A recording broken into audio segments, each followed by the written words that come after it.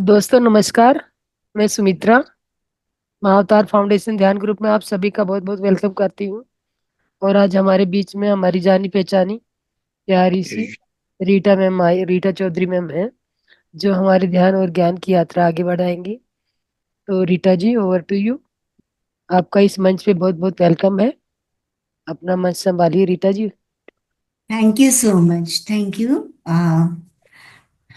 आज मेरे को सुमित्रा लगा मैम। कि रितु जी, रितु लिखा हुआ मैंने कहा। नहीं नहीं, वो गलती से किसी ने ऋतु बना दिया है तो मैं लिख रही हूँ। मैंने कहा ऋतु लिखा हुआ मैंने था। फिर दोबारा से देखा, मैंने कहा रीटा जी ने एक्सेप्ट किया हुआ है तो रितु लिखा हुआ। मैंने कहा पता नहीं, रितु हो सकता कोई दूसरी किसी रितु ने आ रही। गलती से कर दिया होगा। मैं तो रीटा ही लिखती हूँ। हाँ, तो वो उसमें डाला हुआ था ना, फ्लायर जो बनाया था, रितु चौधरी लिखा। मैंने कहा चौधरी है तो आई थिंक अंडरस्टूड है। Thank you so much Sumitra ma'am, मुझे बुलाने के लिए और मेरे साथ जुड़ने के लिए। Thank you. तो पहले हम ध्यान करेंगे। हाँ मैम, अभी थोड़े लोग कम जुड़े हैं तो थोड़ी देर वेट कर लेते हैं। हाँ थोड़ा वेट कर लेते हैं। आप अपना जो कुछ बताना चाहें बता दीजिए, जो बैठे हैं उन लोग ओके। अपने जो भी ज्ञान बांटेंगे वो तो कम ही रहता है यहाँ पे। जितना भी बांटो। वो हमारा लेने वालों का भी ऐसा ही है, हमें भी उतना ही चाहिए। हाँ। देने वाले लेने वाले हम सब एक जैसे हैं। तो मास्टर्स, आप लोगों का तो मंच बहुत बढ़िया चल रहा है। रोज नए मास्टर्स आते हैं, रोज नई शेयरिंग होती है और बहुत अच्छे अच्छे टॉपिक्स हैं। मैं देखती हूँ बहुत अच्छे अच्छे टॉपिक्स आपके यहाँ पे विजडम शेयरिंग के होते हैं। तो आप बताइए, आपका स्पिरिचुअलिटी की जर्नी कैसे चल रही है? कोई मास्टर शेयर करना चाहेंगे? ये मथारू जी बताइए, अपना जर्नी कैसे चल रही है? आप काफी टाइम से जुड़े हुए हैं। ठीक कर रही है जी, बहुत बढ़िया है। मेरा तो पहले से बहुत बेहतर है। क्या अनुभव मैं हुआ पहले से, क्या पहले डिफरेंस में लगता है? मेरे में कॉन्फिडेंस नहीं था, बढ़ गया है कॉन्फिडेंस। वाह, वेरी मेरे गुड। में बहुत अंतर है जी। मैं मतलब बता भी नहीं सकता आपको कैसे कैसे अंतर हैं। आपके अनुभव बहुत अच्छे हो रहे हैं क्या, या आपके अपने अंदर ट्रांसफॉर्मेशन हो रही है, या किस तरह की, आपको किस तरह से आपको? मेरे को बदलाव बहुत आ गया जी, बहुत ज्यादा बदलाव आ गया। मैं थोड़ा कम बोलने लग गया, पहले ज्यादा बोलता था। मैं हम्म। पहले मेरे में कंपी मतलब मैं अपने आप को ऐसा महसूस करता था कि मैं गाड़ी बाजार में नहीं ले जा सकता। अब मैं ले जा सकता हूँ। थोड़ी एज बड़ी है ना, पहले तो चलाता था, अभी थोड़ा दिक्कत आती थी। कॉन्फिडेंस लेवल थोड़ा बढ़ा है। बातें निकल गई हैं, जैसे मैं दुरुस्त हो गया पहले से। शरीर में कोई कष्ट नहीं है, कोई तकलीफ नहीं मैं मानता। जी मेरे में जी बहुत जी। बहुत ज्यादा फर्क है। जी मथारू जी, बस नहीं आप तो इसी तरह आपके से अपने अपना बरकरार रखिए। आप ही की कृपा है सब ये, है नी। ये कॉन्फिडेंस आपके आपका हाँ। पर्सनल एक्सपीरियंस है ना। बाकी आपका रिलेशंस में क्या डिफरेंस लगता है आपको? रिलेशन मेरे जी वैसे ही है, रिलेशन में तो कोई मेरे को फर्क नहीं है। मतलब आपका दूसरों के साथ जो संबंध है, क्या उसमें कोई चेंज आया? मेरे में बहुत चेंज आ गया। जैसे मैं बोलता था पहले, बात बात में गुस्सा करता था, मेरे में बहुत चेंज आ गया। मैं अपने आप चुप रहता हूँ। क्या आप दूसरों की बातों का बुरा मानते हैं? नहीं मानता जी, कोई कुछ करी जाए। अब कोई फायदा हो नुकसान हो कोई कुछ हो, मेरे को कोई दिक्कत नहीं अब। यस। यही मेन चेंज है। सबसे इम्पोर्टेंट चेंज यही है कि आप एक दृष्टा बन गए हैं। आप सिर्फ देखते हैं कि दूसरे क्या हाँ, कह रहे हैं या क्या कर रहे हैं, आपको प्रभावित नहीं करते। मैं उनसे है ना? प्रभावित कुछ नहीं होता। नुकसान हो जाए तब भी मेरे को कोई फर्क नहीं पड़ता है। मेरे को तो ऐसा लग रहा है कि मैं तो वैसे ही खाम का ही गुस्से कर रहा था पहले। मैं काम ठीक था पहले भी। यस बस अपने मथारू आप जी, को बहुत मेरे से अच्छा पूछे लगा भी हमें भी नहीं। ये जान के आपकी यात्रा। तो नहीं। जब हम दूसरों की दृष्टि से देखने लगते हैं ना, तो हम समझने लगते हैं कि वो किस सिचुएशन से क्या सोच के ऐसा रिएक्ट कर रहे हैं। तो फिर हम रिएक्ट नहीं करते, फिर हम रिस्पॉन्ड करते हैं। So thank you so much. Thank you. धन्यवाद जी, आपका बहुत बहुत धन्यवाद। और कोई पुष्कर, शेयर करना चाहेगा? पुष्कर जी आप बताइए। हमारी तो ध्यान यात्रा बहुत बढ़िया चल रही है। बहुत ही एकदम जिसको कहते हैं कि एक अलग ही अनुभव। मिरेकलस। बहुत, मतलब ये लगा लीजिए कि अब किसी चीज की टेंशन नहीं रहती है ना। बढ़िया। सोचना, सोच के कुछ होने वाला है नहीं, तो इसलिए सोचना बंद। जो हो रहा है होने दो, जो चल रहा है चलने दो। दुनिया को बदल नहीं सकते, लेकिन हम अपने आप को बदल सकते हैं। यस। बिल्कुल। यस। हम बदलेंगे तो लोग अपने आप ही, जो सुधरने वाले होंगे, अपने अंदर बदलाव लाने वाले होंगे, वो ले आएंगे। जो बदलने वाले नहीं होंगे वो कट जाएंगे, वो अपने आप ही साइड हो जाएंगे कि भाई इसको कोई फर्क नहीं पड़ता। Right ma'am. बहुत बढ़िया, बहुत बढ़िया। गुड। हाँ। यस। राधे राधे। ज्योति जी आप अपना बताइए अनुभव। अच्छा, धन्यवाद मैम, नमस्कार। नमस्कार। नमस्कार जी। मैं ये ध्यान यात्रा में शायद 6 महीना साल हो गया होगा, वो तो गिनती नहीं की है। लेकिन ध्यान यात्रा बहुत अच्छी बढ़िया चल रही है। और मेरा पूरे दिन योग और ध्यान में ही जाता है, और किसी चीज में मेरा ध्यान ही नहीं जाता है। कोई संसार की बात ही नहीं मेरे से होती है। पूरे दिन मेरा योग और ध्यान, बस रात को ध्यान करके सो जाने का, सुबह उठ के फिर ध्यान करना, योग करना। बहुत अच्छा लगता है। ऐसे बहुत इजी लाइफ जा रही है। बहुत किसी की बढ़िया। परवाह नहीं करते हैं, मैं किसी की, मतलब मेरे अंदर जो रहते हैं उसका देखने का है, साक्षी भाव से देखने का है और करने का है। इन्वॉल्व नहीं होना है। बहुत बढ़िया, दुखी बहुत बढ़िया। दुखी सुखी होने का ही नहीं, जो होता है वो होने देने का, देखते रहने का, बस साक्षी दृष्टा भाव से। और प्रेजेंट अपने से, में, हाँ, मैं प्रेजेंट बट में। एक लेकिन पत्नी की ओर से जितनी जिम्मेदारी है वो पूरी सब करती हूँ। एक माँ की तरफ की जो जिम्मेदारी वो सब करती हूँ, लेकिन कोई भी लगाव नहीं है। वेरी मेरी नाइस। 2 बेटियां हैं। एक बेटी की शादी हो गई है, वो मेरे से 150-200 किलोमीटर दूर रहती है, गांव में इधर नहीं है मेरे पास। और दूसरी जो है जर्मनी पढ़ाई के लिए गई है, एरोस्पेस इंजीनियरिंग के लिए। तो उसका भी फोन आता है तो बात कर लेती हूँ। बाकी ऐसा नहीं कि चलो फोन करो, इसको फोन करो, वो बड़ी को फोन करो, बात करो, फालतू बात करो, ये सब चीज है ही नहीं। काम वेरी की गुड। बात करके फोन रख देने का, बस। चलिए मैम, हम अच्छा अपना अब अच्छा चल सेशन रहा है, शुरू करें। धन्यवाद धन्यवाद। मैम ये अरुणा जी ने हैंड रेज अम्मा किया है। जी, अरुणा जी बोलिए। प्रणाम मास्टर्स। Yes master. मुझे ध्यान यात्रा में आए हुए 4 महीने ही हुए हैं, पर मेरा मन बहुत विचलित रहता है। विचलित रहने का मतलब ये रहता है कि जैसे अभी मैं एक किंडरगार्टन स्कूल चला रही हूँ, तो अभी 2 महीने बस बच्चे हैं बच्चों के एग्जाम के लिए, और उस बीच में एक टीचर छोड़ के चली गई। तो हम्म। मुझे बहुत बेकार लग रहा है। कोई बात नहीं मैम, आ बिल्कुल। जाएंगे आप। अपना मैनिफेस्ट कीजिए कि टीचर मेरी, मेरे मेरे जो स्कूल मेरा पहले चल रहा था वैसे ही चल रहा है, और टीचर आ चुकी है। ये नहीं आएगी नहीं बोलना, आ चुकी है। आ चुकी है, हाँ। यस। आप ध्यान कर रहे हैं ना? हाँ। तो जी मैं। जो आपकी वाइब्रेशन से मैच करने वाले लोग हैं, वही आपके आसपास टिकेंगे। जो आपकी वाइब्रेशंस के मैच नहीं करते, वो छोड़ के चले जाएंगे। चले आप जाएंगे।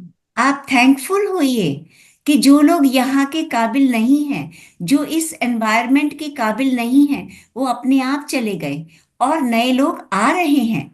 जैसा सुमित्रा मैम कह रही है, नए लोग आ रहे हैं, आ चुके हैं। मेरा स्कूल बहुत अच्छा चलना शुरू हो गया है। आप देखिए, आप इस तरह से परेशान होंगे तो ध्यान का तो कोई फायदा ही नहीं है। जी फिर मैम। आप तो नेगेटिविटी में रहेंगे, तो मेडिटेशन का कोई फायदा नहीं है। जी मेडिटेशन में आने के बाद जो आपकी ऊर्जा बढ़ चुकी है, आपके साथ वही लोग रहेंगे जो उस ऊर्जा को मैच कर सकते हैं। जी। ठीक है। और अच्छे ही लोग आपके साथ जुड़ेंगे। जो आपको मैच नहीं कर सकते, वो अपने आप जाते जाएंगे। आपको छांटने की जरूरत नहीं पड़ेगी। तो आपके लिए तो अच्छा है। जो लोग चले गए, वो आपके यूजफुल ही नहीं थे। अब जो आएंगे, वो आपके स्कूल को ज्यादा उच्च स्तर पर लेके जाएंगे। हमेशा चेंज बेटर होता है अरुणा जी। हाँ मैम। ठीक है। चलिए ऑलवेज मास्टर्स, अब चेंज हम इज शुरू बेटर करते हैं, ऑलवेज। फिर बहुत लेट हो जाएगा। Please. Thank you ma'am, ma'am thank आप यू एक फॉर योर एक सपोर्ट। एक जी। एक सेंटेंस लिख लीजिए, उसको आप रिपीट करना। जी। अरुणा जी, जी सर, बोलिए आप ना। आप ये मेडिटेशन में हर टाइम जब भी आप मेडिटेशन में रहते हैं या विदाउट मेडिटेशन भी रहते हैं, तो अपने मन में ये चीज रखिए, ये सेंटेंस रखिए कि मेरा स्कूल बहुत बढ़िया चल रहा है और मेरे पास बहुत अच्छी टीचर है। हम्म। मेरा स्कूल बहुत बढ़िया चल रहा है और मेरे पास बहुत अच्छी टीचर है। आप ये सेंटेंस अभी मेडिटेशन में भी डालना, और जी। जैसे ही आप किसी उसमें कर रहे हैं तो मन ही मन में आप इस चीज को रिपीट करते रहें। बस ये जी। सेंटेंस, इसमें बदलाव मत करना। आप जी। इसको करते रहिए, 7 दिन और 11 दिन में देखना आपके पास टीचर आ जाएंगे, और धन्यवाद। बहुत बहुत बढ़िया टीचर आएंगे, बहुत बढ़िया टीचर। धन्यवाद। धन्यवाद। ठीक है जी। मैं इसलिए आप लोगों के ओके जी। साथ शेयर करी क्योंकि ऐसा लगता है कि हर समस्या का समाधान मुझे मिल जाता है यहाँ पे करके। इसलिए मुझे आप लोगों के साथ मैंने ये बात शेयर करी। धन्यवाद आप सबके सपोर्ट के हरमल जी लिए। अपना देखिए, विशुद्धि बराबर रखिए और जी इसको जी। ये कमजोर मंच मत हम होने दीजिए। ये मंच हम हाँ मैं सबका है। बहुत ज्यादा इमोशनल हो जाती हूँ, मेरे साथ ये भी एक प्रॉब्लम है, मैं बहुत जल्दी इमोशनल हो जाती हूँ। कोई धीरे बात धीरे। नहीं, वो सब सब ठीक हो जाएगा धीरे नहीं धीरे, मैम, सब मन ठीक हो अपना जाएगा। मजबूत रखे। यदि ये चीजें करनी ना, मन बहुत मजबूत चाहिए आपको। यदि आपने मेरे कहना है अच्छी टीचर चाहिए को तो मन मजबूत बना के लाइन बोलिएगा। नहीं तो जो पुष्कर जी, संडे मेरे को को मंत्र। नया नया साइकिल है, वो खोया गया। मेरे को एक बुजुर्ग मिल गए। वो कहते क्या उदास क्यों है? मैं मेरे पैसे थोड़े जे पैसे थे, मैंने साइकिल लिता ना, मैं ये सब 3 दिन पीछे की चक के ले गया, मैं तो बड़ी तकलीफ हो रही है। कहना की पता परमात्मा ने तेन कार देनी हो साइकिल ले जाके। अच्छा सही अच्छा। गल पिछली कार ले गया। बिल्कुल बिल्कुल। बढ़िया। कहना कमाल हो चल। गया तू, कहना निकल रही है की पता, कहना परमात्मा ने तेन कार देनी हो। बस। बिल्कुल बिल्कुल चलिए बिल्कुल मास्टर, सब सेशन स्टार्ट करते हैं। Yes master. ओके। बिल्कुल जी। ओके। सभी बिल्कुल जी। लोग ध्यान की धन्यवाद मुद्रा में आ सबका। जाएं। अपने तीनों बंद लगा लें। जिस किसी ने चश्मा लगाया हुआ है, चश्मा उतार दें। हाथों को इंटरलॉक कर लें, पाँव को क्रॉस कर लें और आंखों को कोमलता से बंद कर लें। पूरा ध्यान भीतर की ओर, एकदम शांत और शांत होते जाएं, और भी ज्यादा शांत। अपना ध्यान सांसों से जोड़ते जाएं। अपनी मनोदृष्टि से अपने ही अंदर अंदर से सभी अंगों को अवलोकन करेंगे। पूरा ध्यान अपने पांव के अंगूठों पर। आप अनुभव करिए, आपके पांव एकदम शांत, कोई पेन नहीं, कोई हलचल नहीं।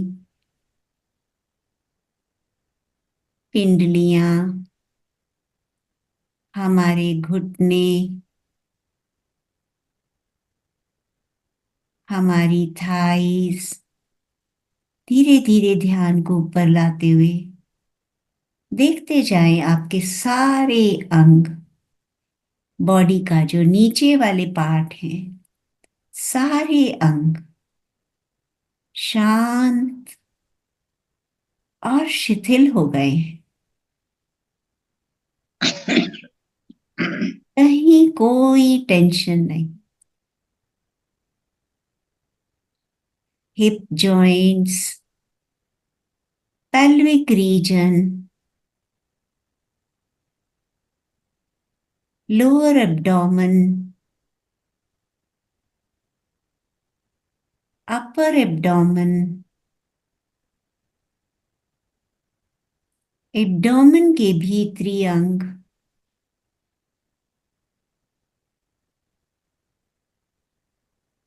हार्ट, लिवर, इंटेस्टाइन्स, स्टमक पूरी तरह से शांत, अपने अपने कार्य में व्यस्त। कोई किसी से कुछ पूछ नहीं रहा क्या करना है, सबको अपने कार्य का पता है।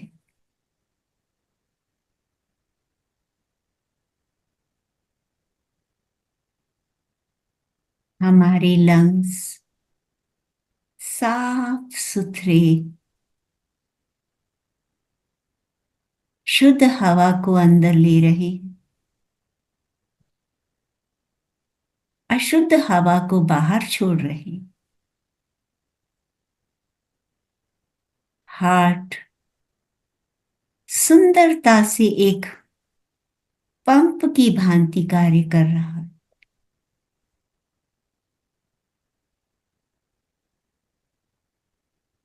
हमारे शोल्डर्स, जिन पे पता नहीं कितनी जिम्मेवारियां हैं, लेकिन इस समय वो भी मेडिटेशन के लिए तैयार है। सारी जिम्मेवारियों का बोझ एक साइड पे रख दिया है। हमारे हाथ, हाथों की उंगलियां सब शांत है। गर्दन में कोई टेंशन नहीं। नेक रीजन के सारे पार्ट्स एकदम शांत, रिलैक्स्ड। फेस, फेस का एक एक पार्ट, हमारे जॉज, टीथ, टंग सब शांत। चीक्स, लिप्स हमेशा स्माइलिंग। नॉस्ट्रिल्स, आने वाली हवा, जाने वाली हवा, दोनों पर बराबर ध्यान। आंखें कोमलता से बंद, कोई टेंशन नहीं। हमारा फोरहेड कोई सिलवटे नहीं, एकदम रिलैक्स।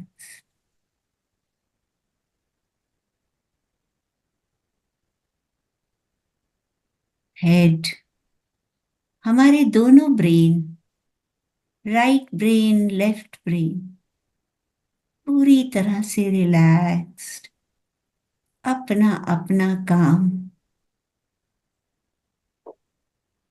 सुचारू रूप से कर रहे हैं। Upper part of the head, back portion of the head, सब रिलैक्स्ड, सब शांत।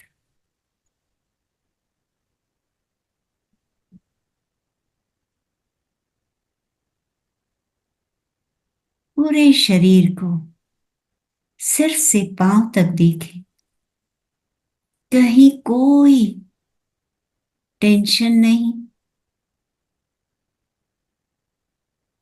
कोई ऐंठन नहीं। शरीर के हर अंग के प्रति अपना ग्रैटिट्यूड ऑफर करेंगे, जिसके कारण हम ध्यान में बैठ पा रहे हैं, जिसके कारण इसके अंदर आत्मा रूपी भगवान अपने सारे द्वैत के अनुभव ले रहा है। धन्यवाद, शरीर के हर अंग को धन्यवाद, हर सेल को धन्यवाद।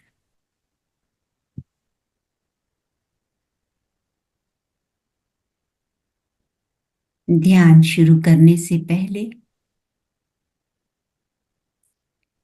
हम अपने प्रिय गुरुओं को, इष्ट देव, एस्ट्रल वर्ल्ड के मास्टर्स को सम्मान और आदर से उनकी चेतना का आवाहन करेंगे।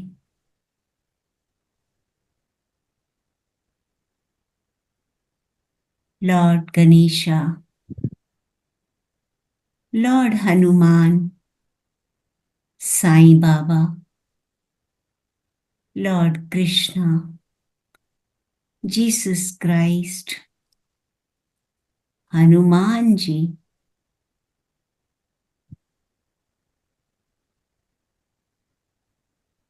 मां आदि शक्ति, पराशक्ति, एस्ट्रल वर्ड्स के सभी आध्यात्मिक गुरु, सप्तऋषि मंडल, हमारे प्रिय गुरु ब्रह्म ऋषि पत्री जी, मां अवतार बाबा जी, देवादिदेव महादेव, सबकी चेतना का आवाहन करेंगे। अनुभव करें ये सभी मास्टर्स हमारे चारों ओर आ चुके हैं। जहां भी ध्यान होता है, जहां भी आत्मा के विकास के लिए लोग मेडिटेशन करते, सभी आध्यात्मिक गुरु, सभी दिव्य शक्तियां मदद के लिए आ जाती हैं। आज हम प्रयागराज से महाकुंभ की उच्च ऊर्जा का भी आवाहन करेंगे।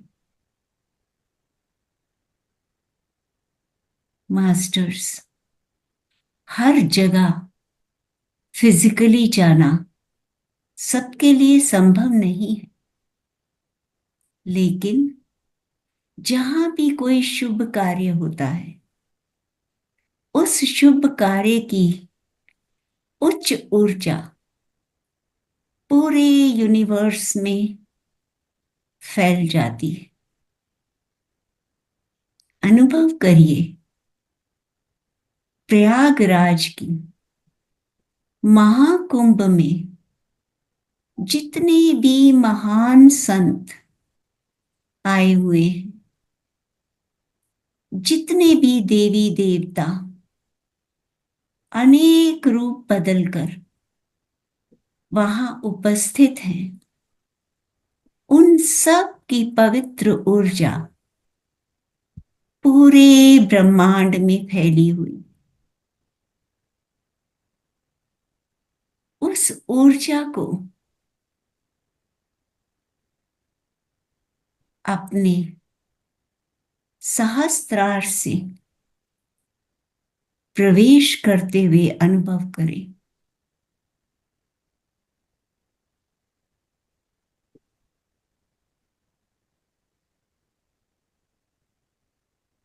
हम अपने सामूहिक ध्यान में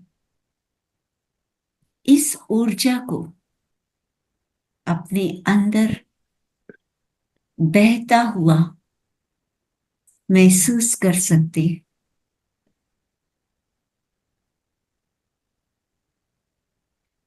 ब्रह्मांड के सभी पिरामिड्स की शक्तियां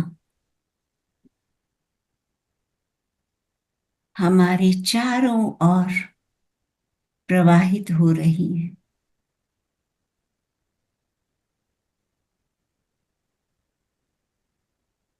पूरा ध्यान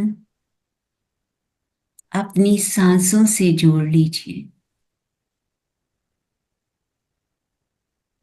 अंदर आती हुई सांस बाहर जाती हुई सांस,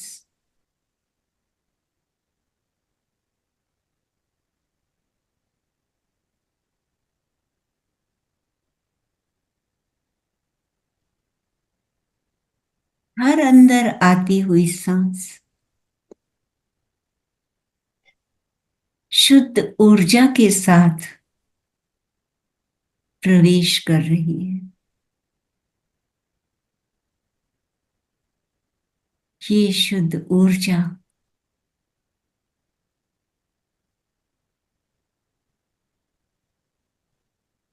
हमारी 72,000 सूक्ष्म नाड़ियों के द्वारा हमारे शरीर के कण कण में प्रवाहित हो रही।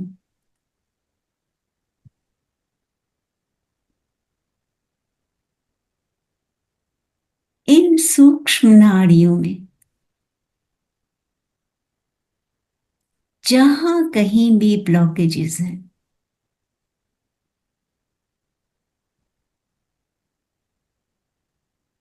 इस तेज बहती हुई ऊर्जा से वो ब्लॉकेजेस रिलीज होती जा रही और हमारे मूलाधार चक्र से नीचे जाते हुए हमारे पैरों की तलियों से धरती मां के कोर में जाकर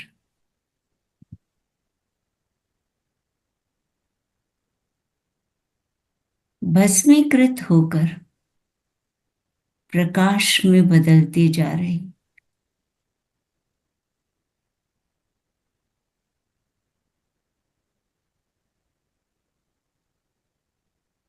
पूरा ध्यान आती और जाती सांसों पर।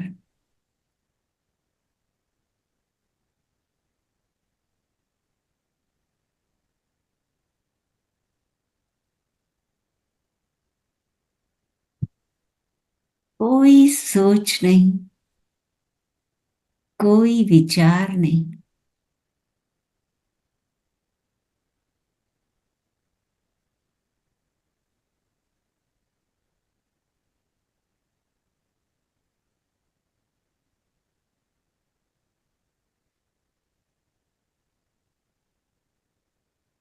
महसूस करिए इन सांसों को कौन देख रहा है। इन सांसों के प्रवाह को कौन महसूस कर रहा है।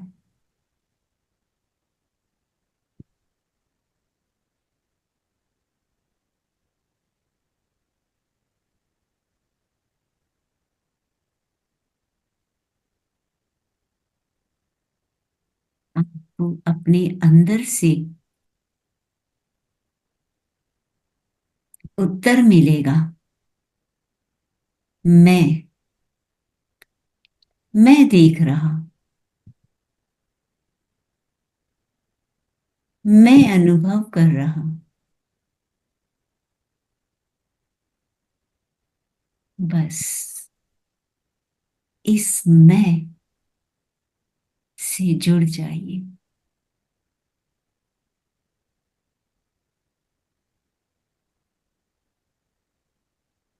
कौन है ये मैं।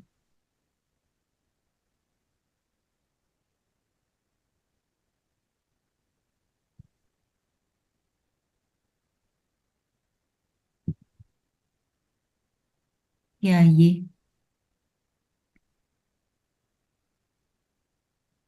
भौतिक शरीर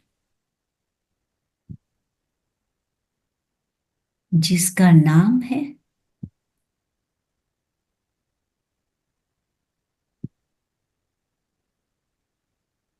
जिसका काम है,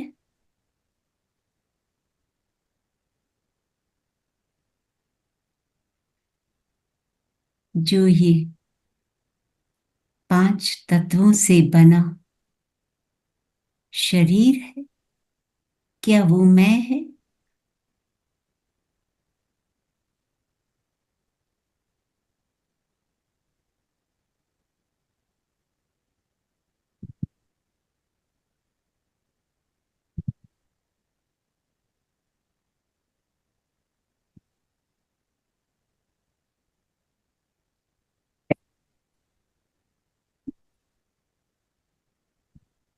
क्या वो सांसें ले रहा है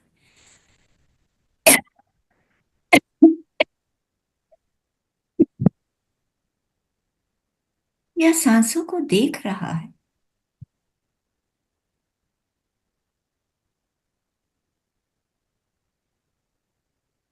क्या सांस लेने वाला और देखने वाला एक ही है?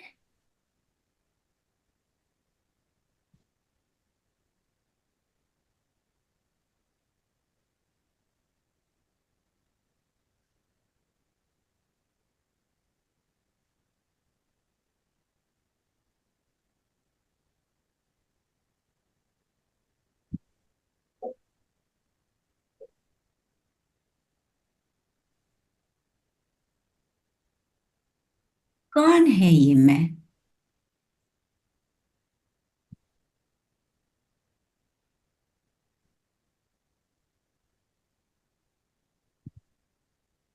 आप किस स्वरूप को मैं कहते हैं? इस भौतिक शरीर को या इस शरीर में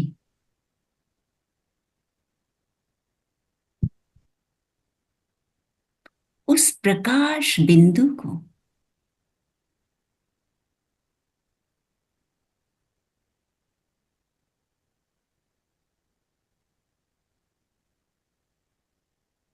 जो परमात्मा स्वरूप आत्मा इस शरीर में वास कर रही, पहचानने की कोशिश करें।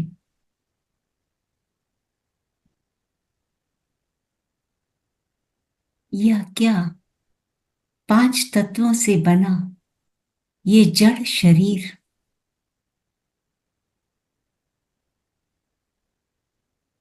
वो मैं हो सकता है?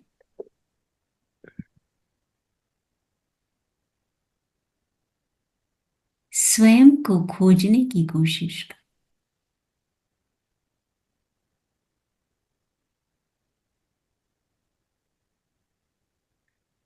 मेडिटेशन में जितना गहरा जाते जाएंगे,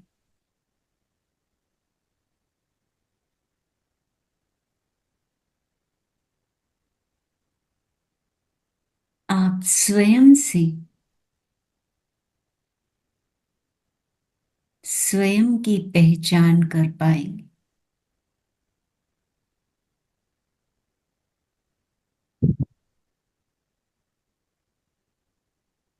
इन सांसों को देखने वाला, इस शरीर द्वारा होने वाली हर क्रिया का साक्षी रूप मैं, वो आत्मा स्वरूप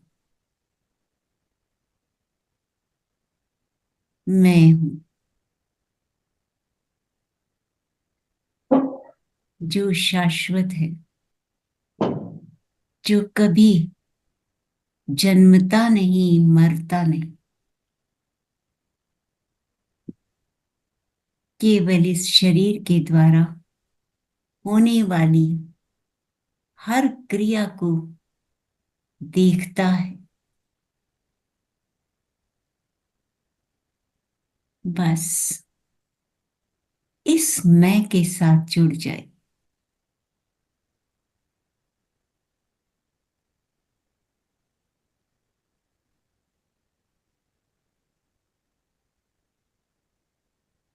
रमन महर्षि ने कहा, हु एम आई, ये आई कौन है? इस आई को पहचानना है तो अपने ही भीतर की यात्रा, स्वयं से स्वयं की जुड़ने की यात्रा हमें अपने असली मैं, असली स्वरूप के दर्शन कराती। उस असली स्वरूप से जुड़ जाइए। आप बिल्कुल विचार शून्य होते जाएं। सारे प्रश्नों के उत्तर इसी मैं के अंदर है।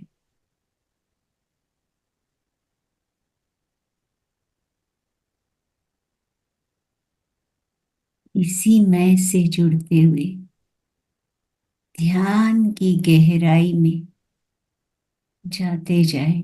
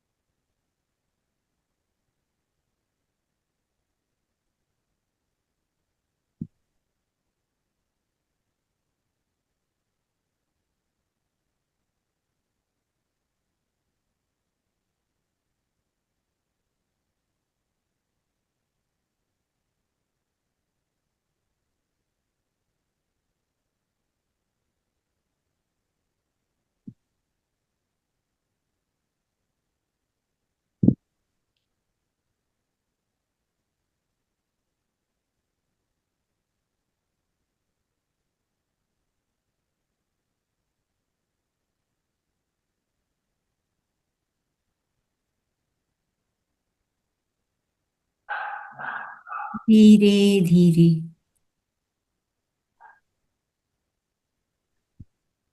ध्यान से बाहर आने की कोशिश करेंगे।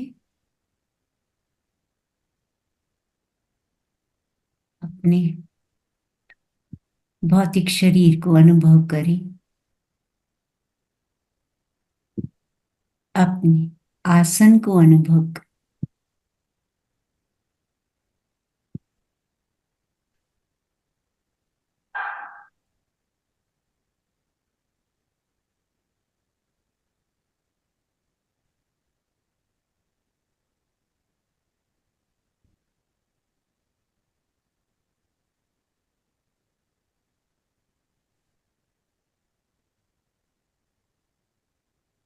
अपने दोनों हाथों की उंगलियों को अलग करते हुए, दोनों हाथों को रब करते हुए अपनी आंखों पर रखेंगे। 5, 4, 3, 2, 1, 0। धीरे धीरे मुस्कुराते हुए अपने हाथों को हटाते हुए, उठाना नहीं है, हटाते हुए, मुस्कुराते हुए, आंखें खोलते हुए बाहर आ जाएं और अपने हाथों को अपने शरीर पर रब कर लें। थैंक यू मास्टर्स, मेरे साथ जुड़ने के लिए, अपनी ऊर्जा शेयर करने के लिए बहुत बहुत धन्यवाद। थैंक यू रीटा जी, बहुत सुंदर ध्यान। बहुत बहुत थैंक यू। चलिए, ध्यान की यात्रा के बाद अब हम ज्ञान की ओर बढ़ते हैं। जी मैम।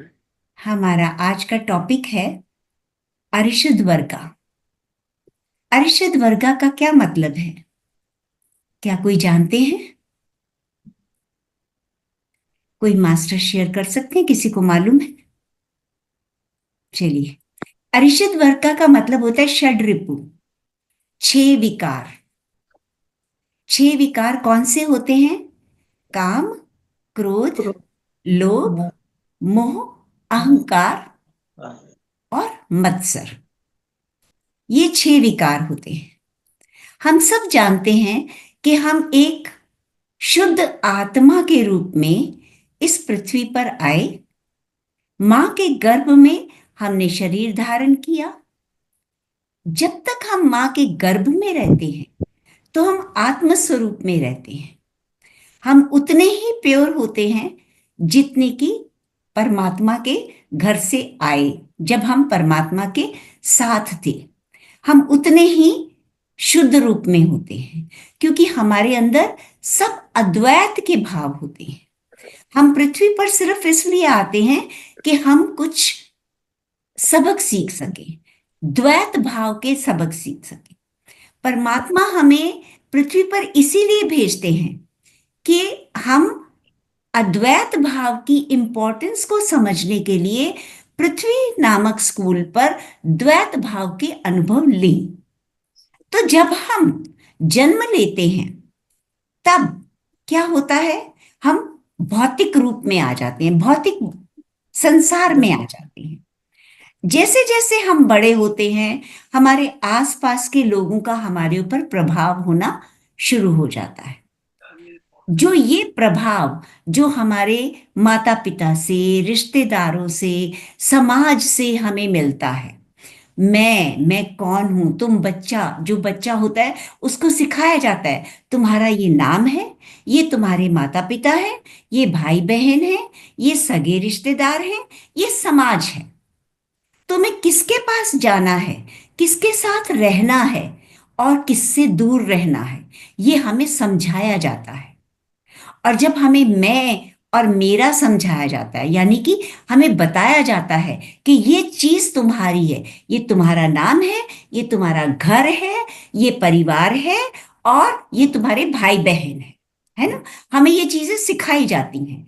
तो जब हम मैं और मेरा समझना शुरू हो जाते हैं तो हमारे अंदर द्वैत भाव आ जाता है। और जब हम मैं और मेरा समझना शुरू करते हैं तो क्या होता है, हम दूसरों से अपने आप को अलग समझते हैं। फिर हमारे मन में किसी के प्रति द्वेष, किसी के प्रति प्रेम आ जाता है। ये मेरा है, इसके साथ मैं शेयर कर सकता हूं, ये मेरा नहीं है, इसके साथ मैं शेयर नहीं कर सकता। तो ये जो भाव हैं ये हमारे अंदर षड्रिपु पैदा करते हैं, काम, क्रोध, लोभ, मोह, अहंकार और ईर्ष्या। तो क्या होता है, काम क्या है? काम होता है, इसको इंग्लिश में लस्ट भी कहते हैं। काम का मतलब है इच्छा, डिजायर्स। अब क्या इच्छा होना गलत है? नहीं, इच्छा तो होनी चाहिए। अगर हमारे अंदर कोई इच्छा ही नहीं होगी तो हम तो कभी प्रोग्रेस ही नहीं करेंगे, क्योंकि मनुष्य को वैसे क्या चाहिए, रोटी, कपड़ा और मकान। जब ये रोटी, कपड़ा और मकान मिलना शुरू हो जाए तो क्या मनुष्य को सब कुछ छोड़ देना चाहिए कि मेरे पास रोटी भी मिल रही है, मेरे पास इतनी आमदनी है कि मेरे को रोटी मिल रही है, मैं कपड़े खरीद सकता हूं, मेरा घर बन गया है, तो फिर तो मनुष्य आलसी हो जाएगा। अगर उसके अंदर इच्छा होगी कि नहीं, मुझे और पैसा कमाना है, मुझे अपने बच्चों को अच्छे स्कूल में डालना है, उनके लिए अच्छे इलाज करने हैं, तो तभी वो आगे प्रोग्रेस करेगा ना। मुझे इससे बड़ा घर चाहिए, तभी वो प्रोग्रेस करेगा। तो ये डिजायर्स जो हैं, ये इच्छा जो है, काम जो है, ये होना गलत नहीं है, लेकिन वो काम जो हमारे को दुखी कर दे, कैसे? अब देखिए, अगर हर इंसान चाहता है कि मैं और प्रोग्रेस करूं, मैं और बड़ा घर लूं, गाड़ी ले ली तो उसके बाद और बड़ी गाड़ी लूं, और मेरे पास टीवी है तो अब स्मार्ट टीवी होना चाहिए। इच्छाएं तो सब में है, लेकिन क्या सबकी इच्छा बराबर बराबर पूरी होती है? ऐसा तो नहीं होता ना। किसी की कुछ इच्छाएं पूरी हो जाती हैं, किसी की कुछ इच्छाएं पूरी हो जाती हैं। तो क्या होता है कि हम, जब हमारी इच्छाएं पूरी नहीं होती तो फिर हम मायूस हो जाते हैं। और ये जो मायूसी होती है, इसके कारण जो प्रेजेंट में हमारे पास है हम उसको भी इंजॉय नहीं कर पाते। मान लीजिए एक आदमी बिजनेस शुरू करता है, वो ये सोच के कि मैं एक बहुत बड़ा बिजनेसमैन बनूंगा और मैं पूरा, मतलब अपना नाम कमाऊंगा, पैसा होगा मेरे पास खूब, लोग मेरे को सम्मान देंगे। ठीक है, उसने बिजनेस शुरू कर दिया, लेकिन क्या ये जरूरी है कि वो बिजनेस में सक्सेसफुल हो सकता है वो बिजनेस में ना सक्सेसफुल हो सके। तो जब बिजनेस में सक्सेसफुल नहीं होगा तो क्या होगा? क्या वो मायूस हो जाएगा? है ना, ज्यादातर लोग यही करते हैं ना, फिर वो मायूस होने शुरू हो जाते हैं। लेकिन समझने की बात यह है कि हम सब आध्यात्मिक लोग हैं। हम जानते हैं कि हम अपनी सच्चाई, हम अपनी रियलिटी खुद ही क्रिएट करते हैं। आपने कई बार सुना होगा, कई टॉपिक्स में सुना होगा, we create our own reality. हम ही हैं जो अपनी वास्तविकता को पैदा करते हैं। कैसे? जैसे हम क्या करते हैं कि बहुत सारी इच्छाएं पाल लेते हैं, जब उसमें सक्सेसफुल नहीं होते तो सदमे में चले जाते। अब सदमे में चले गए तो दोष भगवान को देना शुरू कर देते हैं। देखो, भगवान तो हमारी इच्छा पूरी नहीं करते, और मैं तो इतनी पूजा पाठ भी करती हूँ, और मैंने इतनी मेहनत भी करी बिजनेस में, लेकिन मेरा बिजनेस तो नहीं चला। और वो जो मेरा पड़ोसी है, वो जो मेरा दोस्त है, वो देखो कितने मजे लेता है, अपनी जिंदगी ऐश से जीता है, फिर भी उसके पास पैसे की कमी नहीं है। तो हम ये जो डिफरेंस पैदा कर रहे हैं, ये खुद से ही तो कर रहे हैं। जब हम खुद से ये डिफरेंस पैदा कर रहे हैं तो हम अपने आप मायूस होंगे। तो ऐसी अवस्था में फिर हमें करना क्या चाहिए? ये जो डिजायर्स हमें मुश्किल में डाल देती हैं, हमारे लिए दुख पैदा करती हैं, उन डिजायर से हम कैसे बाहर आए? तो हम बीइंग स्पिरिचुअल, बीइंग मेडिटेटर, हम स्पिरिचुअल हैं, हम मेडिटेशन करते हैं, तो हमें समझना जरूरी है कि हर चीज का एक समय होता है। हर चीज हर किसी को बराबर समय में, बराबर मात्रा में नहीं मिलती, है ना। ऐसा नहीं भगवान किसी के साथ नाइंसाफी करता है, भगवान नाइंसाफी नहीं करता। हमारे अपने पास्ट कर्मास भी होते हैं, हमारी मेहनत भी होती है, हम कितनी सच्चाई से कितनी मेहनत कर रहे हैं, हम किसी को धोखा तो नहीं दे रहे। ये सारी चीजें हमारे जीवन को के सफर को तय करती हैं। तो इसलिए हमें क्या सोचना है? हमें ये सोचना है कि अगर हमारी इच्छाएं इस समय पूरी नहीं हो रही तो इसका मतलब हम उस इच्छा के लिए अभी रेडी नहीं है। वो हम इच्छाएं हमारे लिए अभी पूर्ण होने का समय नहीं आया। क्योंकि कई बार क्या होता है, कई लोग डॉक्टर बनना चाहते हैं। अब डॉक्टर बनने के लिए वो कई एंट्रेंस एग्जाम देते हैं, इतनी बार एंट्रेंस एग्जाम देने के बाद भी वो उसको क्लियर नहीं कर पाते और बहुत दुखी हो जाते हैं। वो सोचते हैं कि देखो, उसने तो पढ़ाई भी ज्यादा नहीं की, वो तो एक ही बार में पास हो गया, और मैं इतनी मेहनत करता हूं फिर भी मैं पास नहीं हुआ। तो मास्टर्स, हम जब इस पृथ्वी पर आते हैं तो हम एक पर्पस ऑफ लाइफ तय करके आते हैं कि मुझे इस जीवन में क्या बनना है और कैसे अपने लेसन सीखने हैं। अगर हमारा कोई इच्छा इस जन्म में आकर पैदा होती है कि मेरे को डॉक्टर ही बनना है, मेरे को आर्टिस्ट ही बनना है, और अगर वो इच्छा पूरी नहीं हो रही तो ये क्या है? ये इच्छा है ना, डिजायर। और जब डिजायर पूरी नहीं हुई तो हमें क्या हुआ? दुख हुआ। दुख होने का कारण, हम दुखी होने के कारण हम कई नेगेटिविटी पाल लेते हैं। तो हमें समझना है कि ये डिजायर्स अभी इस समय के लिए हमारे लिए है ही नहीं। ये समय हम इस डिजायर को नहीं पा सकते, तो हमें अपना ध्यान बदलना है। हमें अपनी डिजायर्स, अपने पर्पस ऑफ लाइफ, आप कहेंगे हमें क्या पता हमारा पर्पस ऑफ लाइफ क्या है? तो जो मेडिटेटर होते हैं ना, मेडिटेशन में उनको मैसेजेस मिल जाते हैं। और अगर किसी को नहीं भी समझ आती तो जो हमारे जिस धर्म में हम पैदा हुए हैं, उस धर्म के प्रति जो भी हमारे कर्तव्य हैं, उन कर्तव्यों को अगर हम सिंसियरली फॉलो करते हैं तो वो हमारा पर्पस ऑफ लाइफ बनता है। ठीक है, और फिर उस पर्पस ऑफ लाइफ को हमें पूरा करना है। तो जो हमारी किस्मत में होगा, किस्मत में होने का मतलब ये नहीं कि किस्मत भगवान ने बनाई है, जो हमारे लिए सही समय पे सही होगा वो हमें नेचर, वो हमें ब्रह्मांड से मिलता रहे। तो इस तरह से हम अपनी डिजायर्स को कंट्रोल कर सकते हैं। दूसरा जो अर्शिद वर्ग है वो है एंगर, क्रोध। आपने कई लोगों को देखा होगा, बहुत गुस्सा आता है उनको। कई लोग गुस्से के गुस्से आने के बावजूद भी अपने आप को बड़ा सही ढंग से प्रेजेंट करते हैं, वो अपने आप को कंट्रोल कर सकते हैं।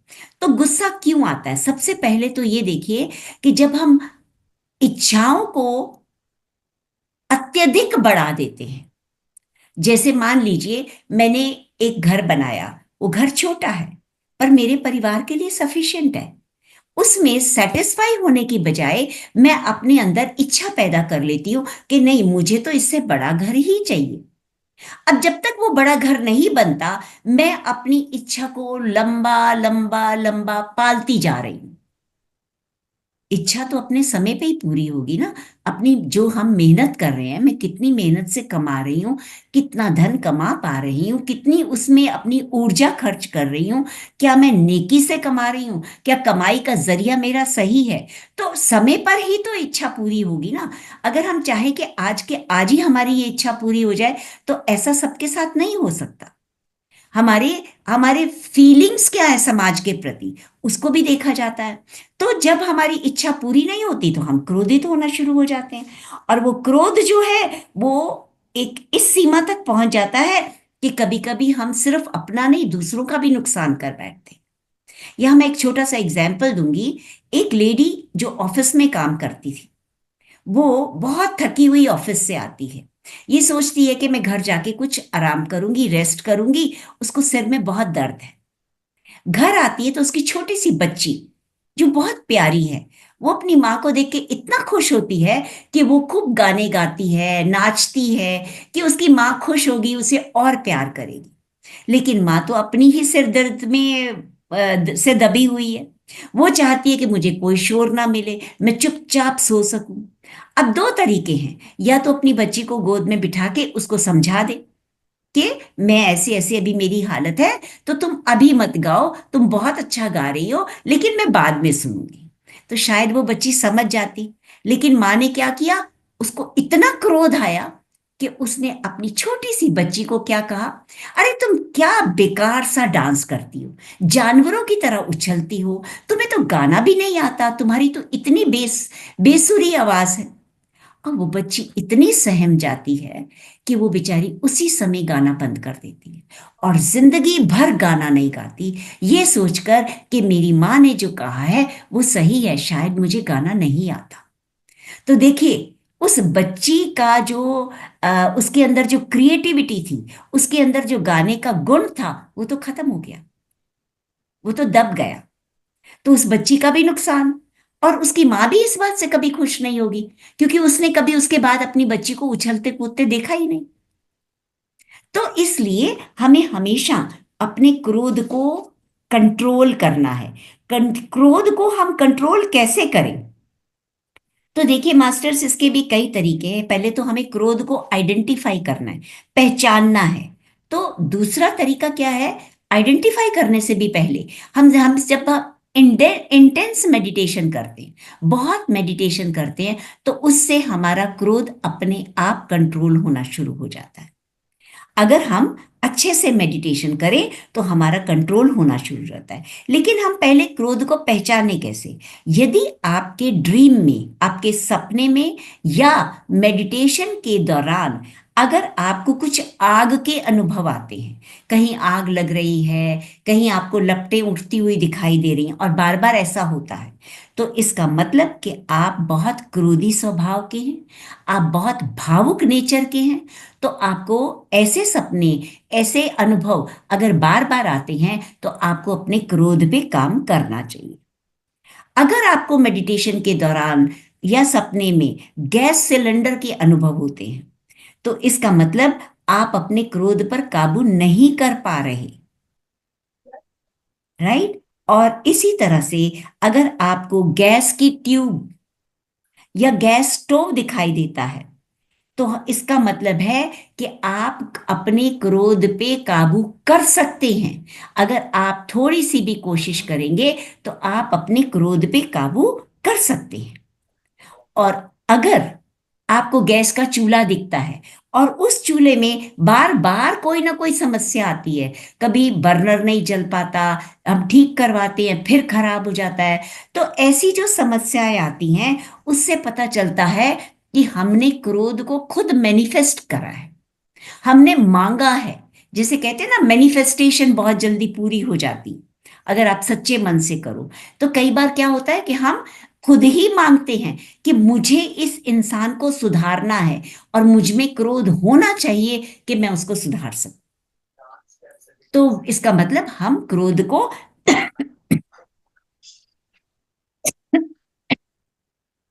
मैनिफेस्ट कर रहे हैं। ये तो वो आप कह सकते हैं ऑब्जेक्ट साइंस, ये वो अनुभव है जिससे आपको पता चलता है कि आपके अंदर क्रोध है और वो क्रोध किस हालात में है, क्या आप उसको रोक सकते हैं या आप उसको नहीं रोक पा रहे। ठीक है। और इसके अलावा अगर आप उसको सल्यूशन चाहते हैं, आप चाहते हैं कि ये क्रोध आप कंट्रोल कर पाए, तो उसका तरीका सबसे बेस्ट तो है मेडिटेशन। आप जितनी इंटेंस मेडिटेशन करेंगे, जैसे अभी मैंने आप लोगों के अनुभव सुने, तो क्या बताते हैं कि पहले मैं बहुत विचलित होता था, लेकिन अब मैं शांत हो गया हूं। अब मुझे कोई फर्क नहीं पड़ता मेरे आसपास लोग क्या कह रहे हैं, क्या कर रहे हैं, मुझे कोई असर नहीं होता।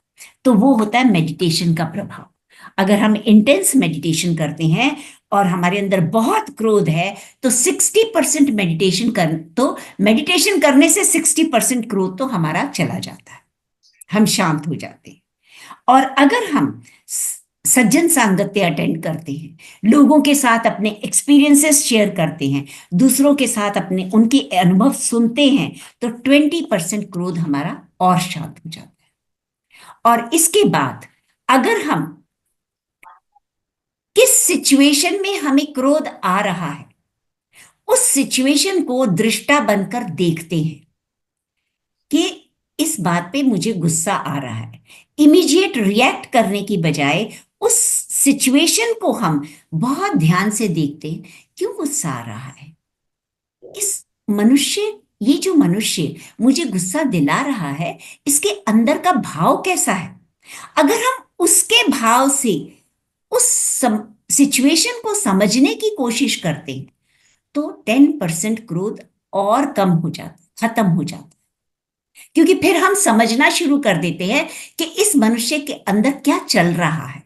अगर हम उसके चश्मे में उसके अंदर उसके भावों को समझ जाएं, तो हम रियलाइज करते हैं कि जिस भाव से ये मेरे को गुस्सा दिला रहा है, वो कहीं गलत तो नहीं है, वो मेरा आईना है।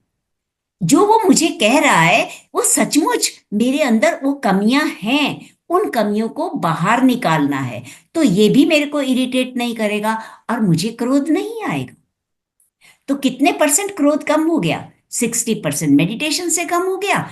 20% क्या किया हमने? सज्जन सांगत्य और अपने अनुभवों का आदान प्रदान किया। और 10% जब हम उस सिचुएशन को, उस पर्टिकुलर इवेंट को, जब गुस्सा आता है, उस इवेंट पे रिएक्ट करने की बजाय हम उस चीज को, उस सिचुएशन को दृष्टा बनकर देखते हैं, तो हमारा क्रोध 10% और कम हो जाता है। तो बाकी कितना बचा? 10%। 100% में से 90% तो चला गया। जो 10% क्रोध बचता है, वो हमारा रियल एंगर होता है, वो सही एंगर, वो सही क्रोध होता है। और उतना क्रोध हमारे अंदर होना चाहिए। हर एक एनलाइटेंड गुरु के पास भी वो क्रोध होता है, उसको कहते हैं रियल क्रोध। वो क्रोध हर किसी के अंदर होना चाहिए। और वो क्रोध क्या करता है? वो क्रोध हम तब यूज करते हैं जब हम किसी को गलत काम करते हुए देखते हैं, जिससे उसका अपना अनिष्ट होने वाला है, और वहां पे जगह अगर हम उसको क्रोध करके रोकते हैं, तो वो जो 10% क्रोध है वो सही माना जाता है। इसको हम कहते हैं 1+ अर्शद वर्गा, माने 10% जो क्रोध है वो हमारे लिए सही होता है। लेकिन देखने वाली बात यह है कि वो 10% क्रोध हमें हर हालात में, चाहे सिचुएशन हमारे फेवर में हो या हमारे अगेंस्ट हो, हम सही ढंग से उसका इस्तेमाल करेंगे तो वो क्रोध सही माना जाता है। तो तीसरा अर्शद वर्गा जो है वो होता है लोभ, ग्रीड, लालच। लालच कब आता है? ये कब पैदा होता है? जब हम किसी चीज की इच्छा रखते हैं, तो हमारी मान लीजिए एक इच्छा पूरी हो गई। वो इच्छा पूरी होने के बाद अब क्या हम शांत हो गए? नहीं, हमारे अंदर एक और इच्छा जागेगी, फिर वो पूरी होगी, फिर एक और इच्छा जागेगी। जब इच्छाएं एक के बाद एक के बाद एक के बाद लगातार चलती रहती। मैंने एक घर बनाया, मैं बहुत खुश थी, मेरे बच्चे भी उसमें खुश थे, लेकिन कुछ दिनों के बाद ही क्या हुआ, मेरे अंदर ये भावना आ गई कि नहीं, ये घर छोटा है, अब मुझे तो बड़ा घर ही चाहिए। और वो जब तक मिलता नहीं तब तक मैं परेशान हो रही हूं। अब मैं परेशानी में अपने बच्चों के साथ भी सही ढंग से व्यवहार नहीं कर रही, अपने पार्टनर के साथ भी सही ढंग से व्यवहार नहीं कर रही, तो वो क्रोध पैदा हो रहा है ना, क्योंकि मेरी इच्छा भी पूरी नहीं हो रही। तो जब इच्छाएं, हमारी अभिलाषाएं एक के बाद एक बढ़ती जाती हैं, तो वो इच्छाएं हमारे अंदर क्रोध पैदा करती, लालच पैदा, सॉरी, क्रोध पैदा करती हैं। और क्रोध के बाद जब इच्छाएं बढ़ती जाती हैं तो वो लालच पैदा करती हैं।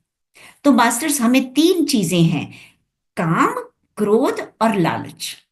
काम, एक इच्छा पूरी हुई और उसके बाद पूरी नहीं हुई तो क्रोध।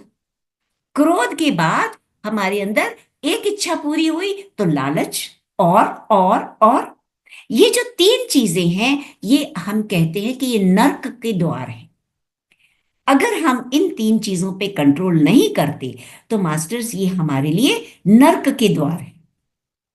और हमें हमेशा याद रखना चाहिए कि हम अगर कोई इच्छा रखते हैं तो पहले हमें वो चीज बांटनी चाहिए। जो लोग चाहते हैं कि मेरे पास बहुत धन हो, तो जो धन आपके पास है पहले उसमें से लोगों को देना शुरू करें। कहते हैं ना, ज्ञान और धन जितना बांटो उतना बढ़ता है। अगर आपके पास कोई नॉलेज है, कोई विजडम है, तो उसको दूसरों के साथ शेयर करो, दूसरों को वो ज्ञान दो। जैसे आपके यहाँ पे लोग मास्टर्स आते हैं तो वो क्या करते हैं, वो ज्ञान ही तो बांटते हैं। आपके पास जो ज्ञान इकट्ठा हुआ, आप अपने आसपास लोगों को समझाते हैं, तो वो ज्ञान बांटना होता है। आपके पास धन है, आप चाहते हो मुझे और धन मिले, तो धन जो है उसमें से कुछ कुछ देना शुरू करो ना। जब हम उस धन को सही ढंग से इस्तेमाल करेंगे तो प्रकृति हमें और धन देगी। लेकिन वो धन सही ढंग से क्या मतलब है कि उस धन का सही इस्तेमाल करें, सिर्फ अपनी तिजोरियां भरने के लिए नहीं, सिर्फ अपने बच्चों के फ्यूचर के लिए नहीं। उस धन को सही ढंग से, जैसे हमारे पत्री जी कहते थे कि पिरामिड बनवाओ, पिरामिड में कुछ धन आप डोनेट करो।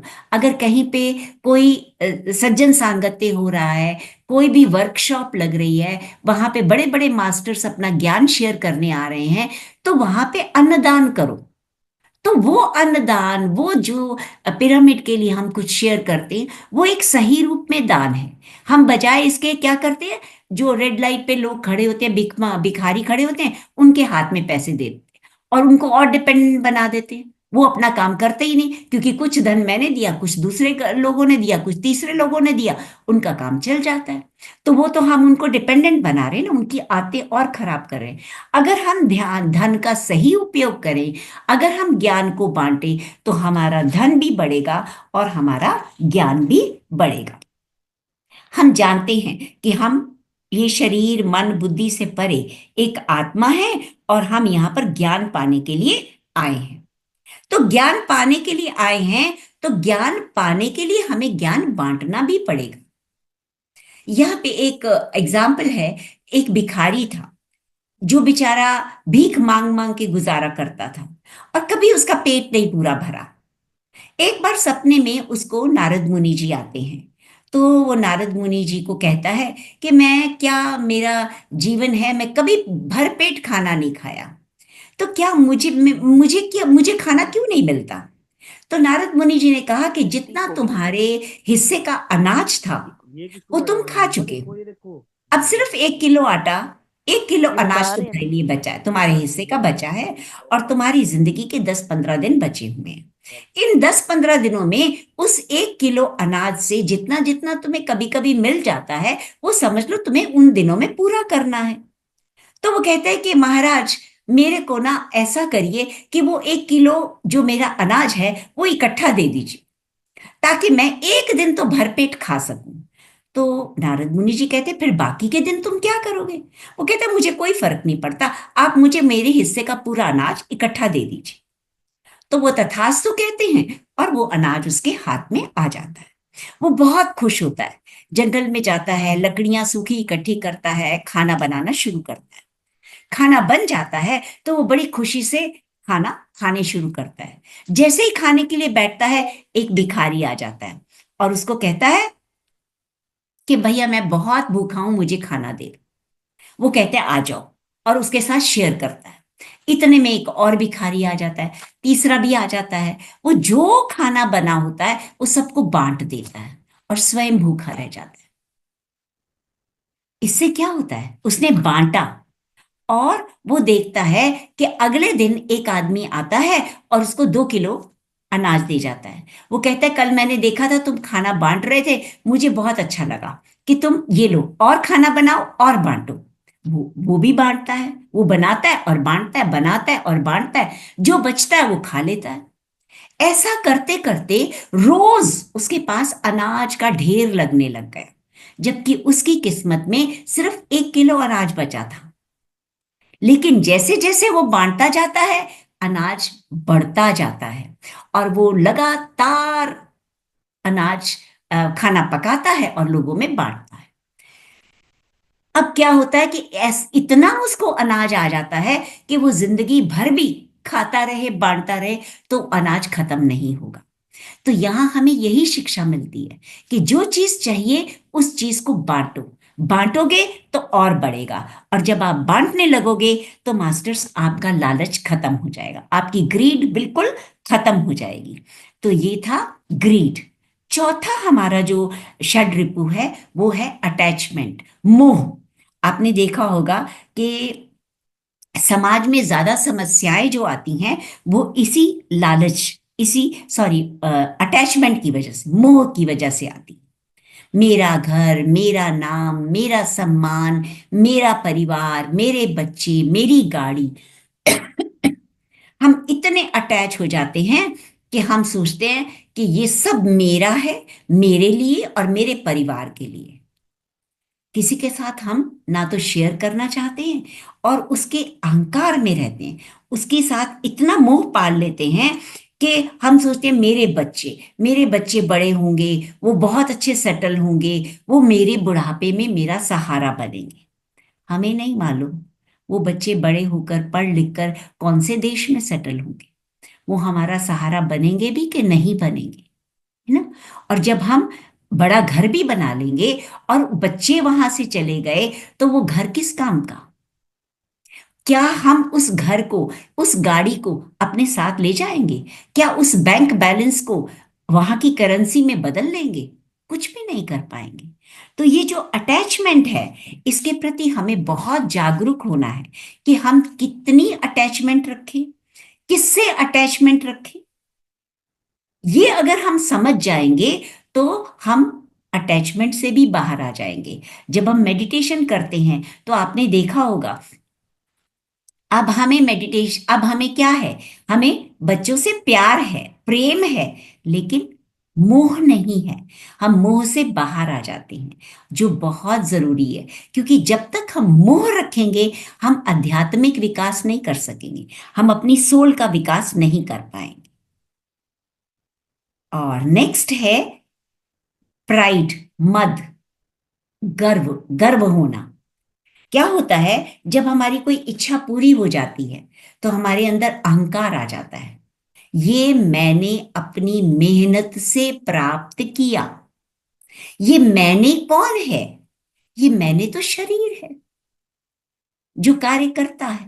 कौन काम करवाता है? प्रकृति। इस मैं में तो कोई ताकत ही नहीं। वो प्रकृति के 3 गुण हैं जो हमसे काम करवाते हैं। जो अंदर आत्मा रूपी भगवान है वो तो निष्काम है, वो तो कर्म नहीं करता, वो सिर्फ दृष्टा है, वो तो देख रहा है सिर्फ। तो अगर इस शरीर ने काम किया तो काम करवाने वाला कौन है? वो तो प्रकृति के गुण है, प्रकृति करवाती है। काम करना इस शरीर का धर्म है। काम करने का फल क्या होगा वो इस शरीर को कोई हक भी नहीं है सोचने का। वो कितना काम होगा, कैसा काम होगा, वो प्रकृति के ऊपर निर्भर है, वो उसको छोड़ना पड़ेगा। तो वो कहते हैं कि आप जो अपने ऊपर ले लेते हो कि मैं इसका करने वाला हूं, इसके प्रति जागरूक हो जाइए। आप करने वाले नहीं हैं, करवाने वाला है। वो अपने आप काम करवा लेता है। वो आपके अंदर जो 3 गुण हैं, उन गुणों के द्वारा आपसे काम करवा लेता है। तो इस तरह से हम अपने प्राइड, अपने मद से बाहर आ सकते हैं यदि हम जागरूक होकर रहेंगे। छठा हमारा जो षड्रिपु है वो है जेलेसी, ईर्ष्या। ईर्ष्या क्या है? ईर्ष्या हमें कब पैदा होती है? जब हम अपने से ऊंचे लोगों को देखते हैं कि मेरे पास, मैं इतनी मेहनत करता हूं तब भी मेरे पास जो सहूलियत है, जो मेरे पास कंफर्ट्स हैं, वो बहुत कम है।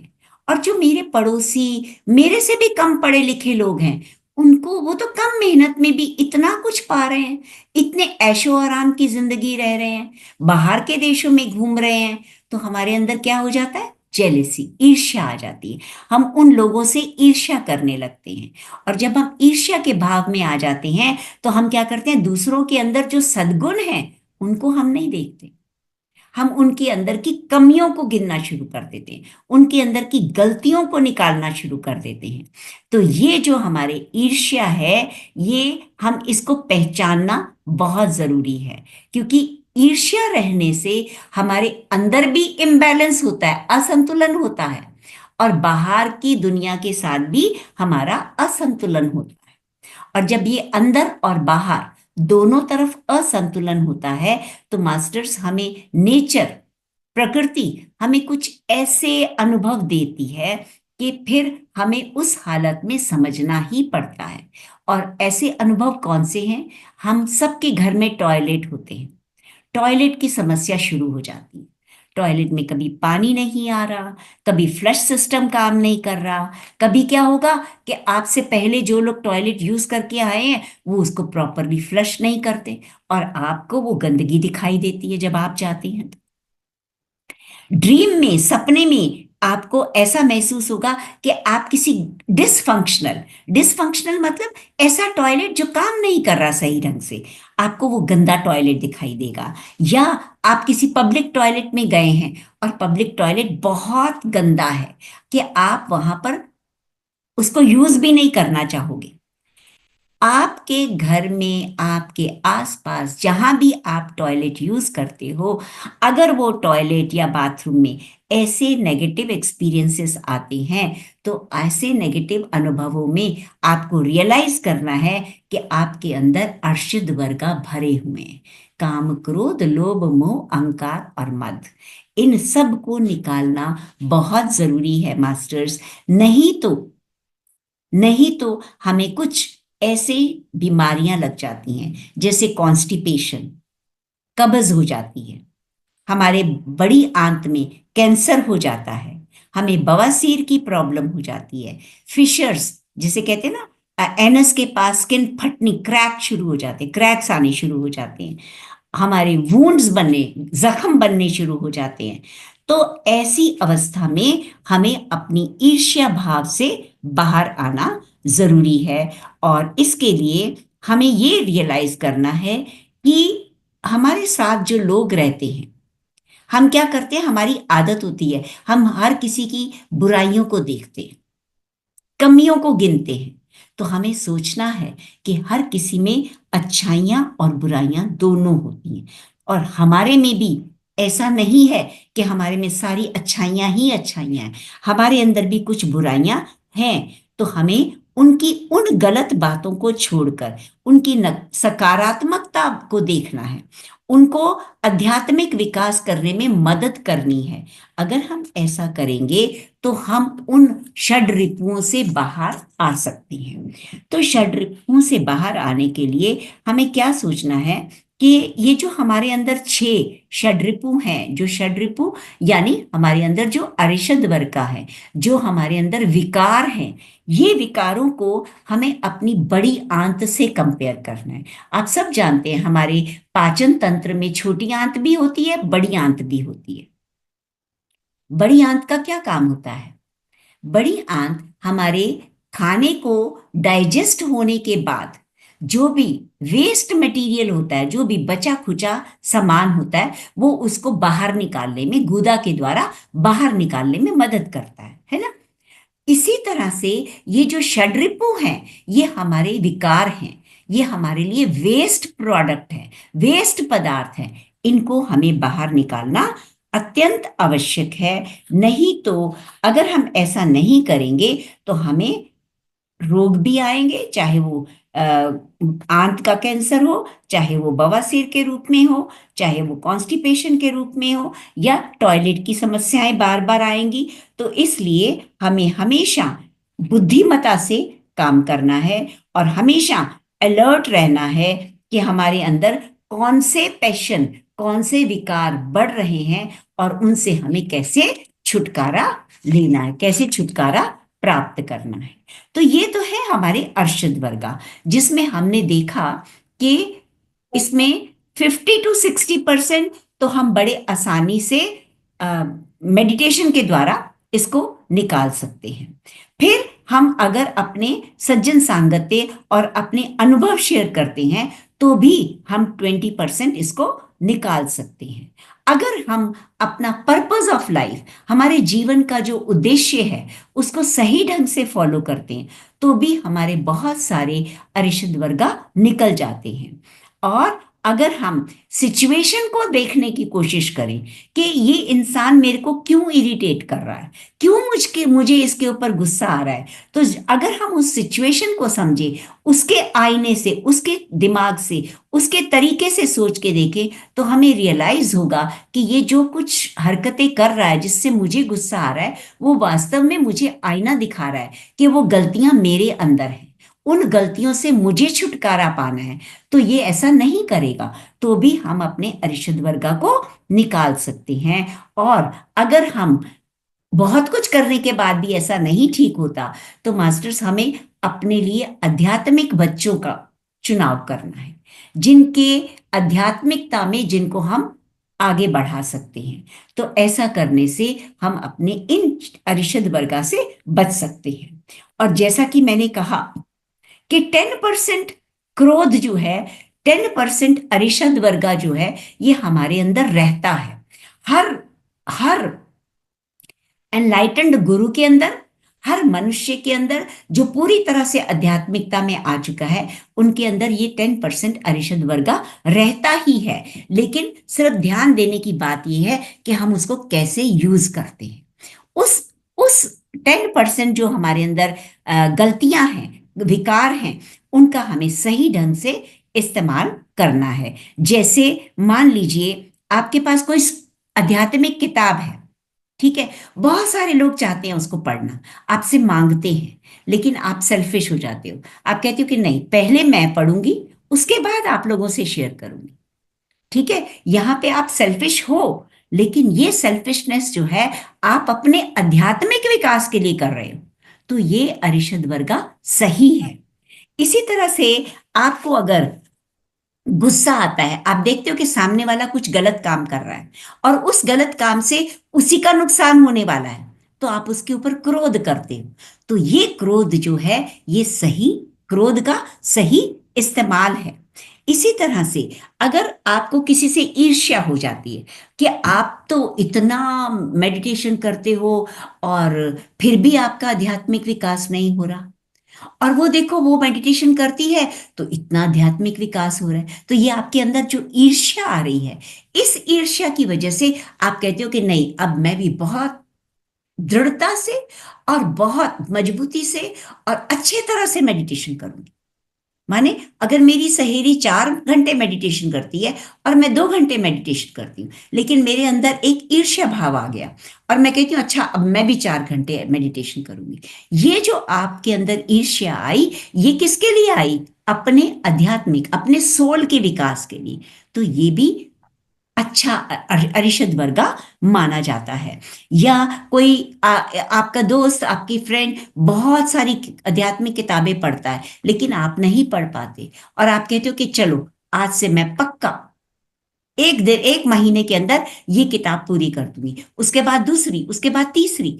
तो ये भी एक अच्छा अरिषद वर्ग है, जो अगर आप कोई किसी नकारात्मकता को अपने आध्यात्मिक विकास के लिए यूज करते हो, तो वो कंपटीशन, वो ईर्ष्या, वो क्रोध हमेशा पॉजिटिव माना जाता है।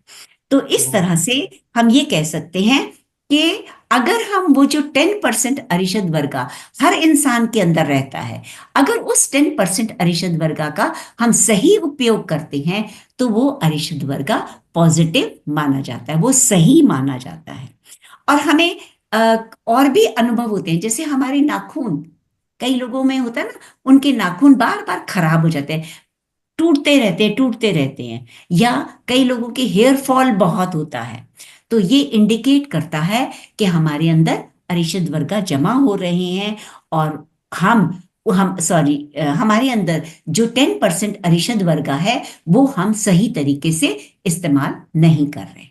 अगर हम जागरूक हो जाते हैं तो हम उसका सही इस्तेमाल कर पाते हैं। तो ये है मास्टर्स अरिषद वर्गा के बारे में। जो मैंने शेयर कर सकती थी मैंने करा। अब आपको जो और कुछ ऐड करना है, जो आप इसमें सुधार करना चाहते हैं, आप कर सकते हैं। आपकी कोई क्वेश्चंस हैं तो आप पूछ सकते हैं। मेरे साथ इतनी देर तक बैठने के लिए धन्यवाद। किसी को भी कोई सवाल है तो बताइए, हैंड रेज कीजिए।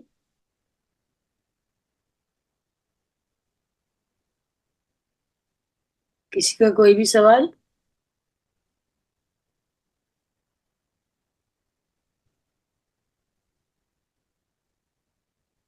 ये सनी जी, अनम्यूट कर लीजिए अपने आप को। यस, सबसे पहले तो बहुत अच्छी तरीके से आपने समझाया, इसके लिए बहुत बहुत धन्यवाद।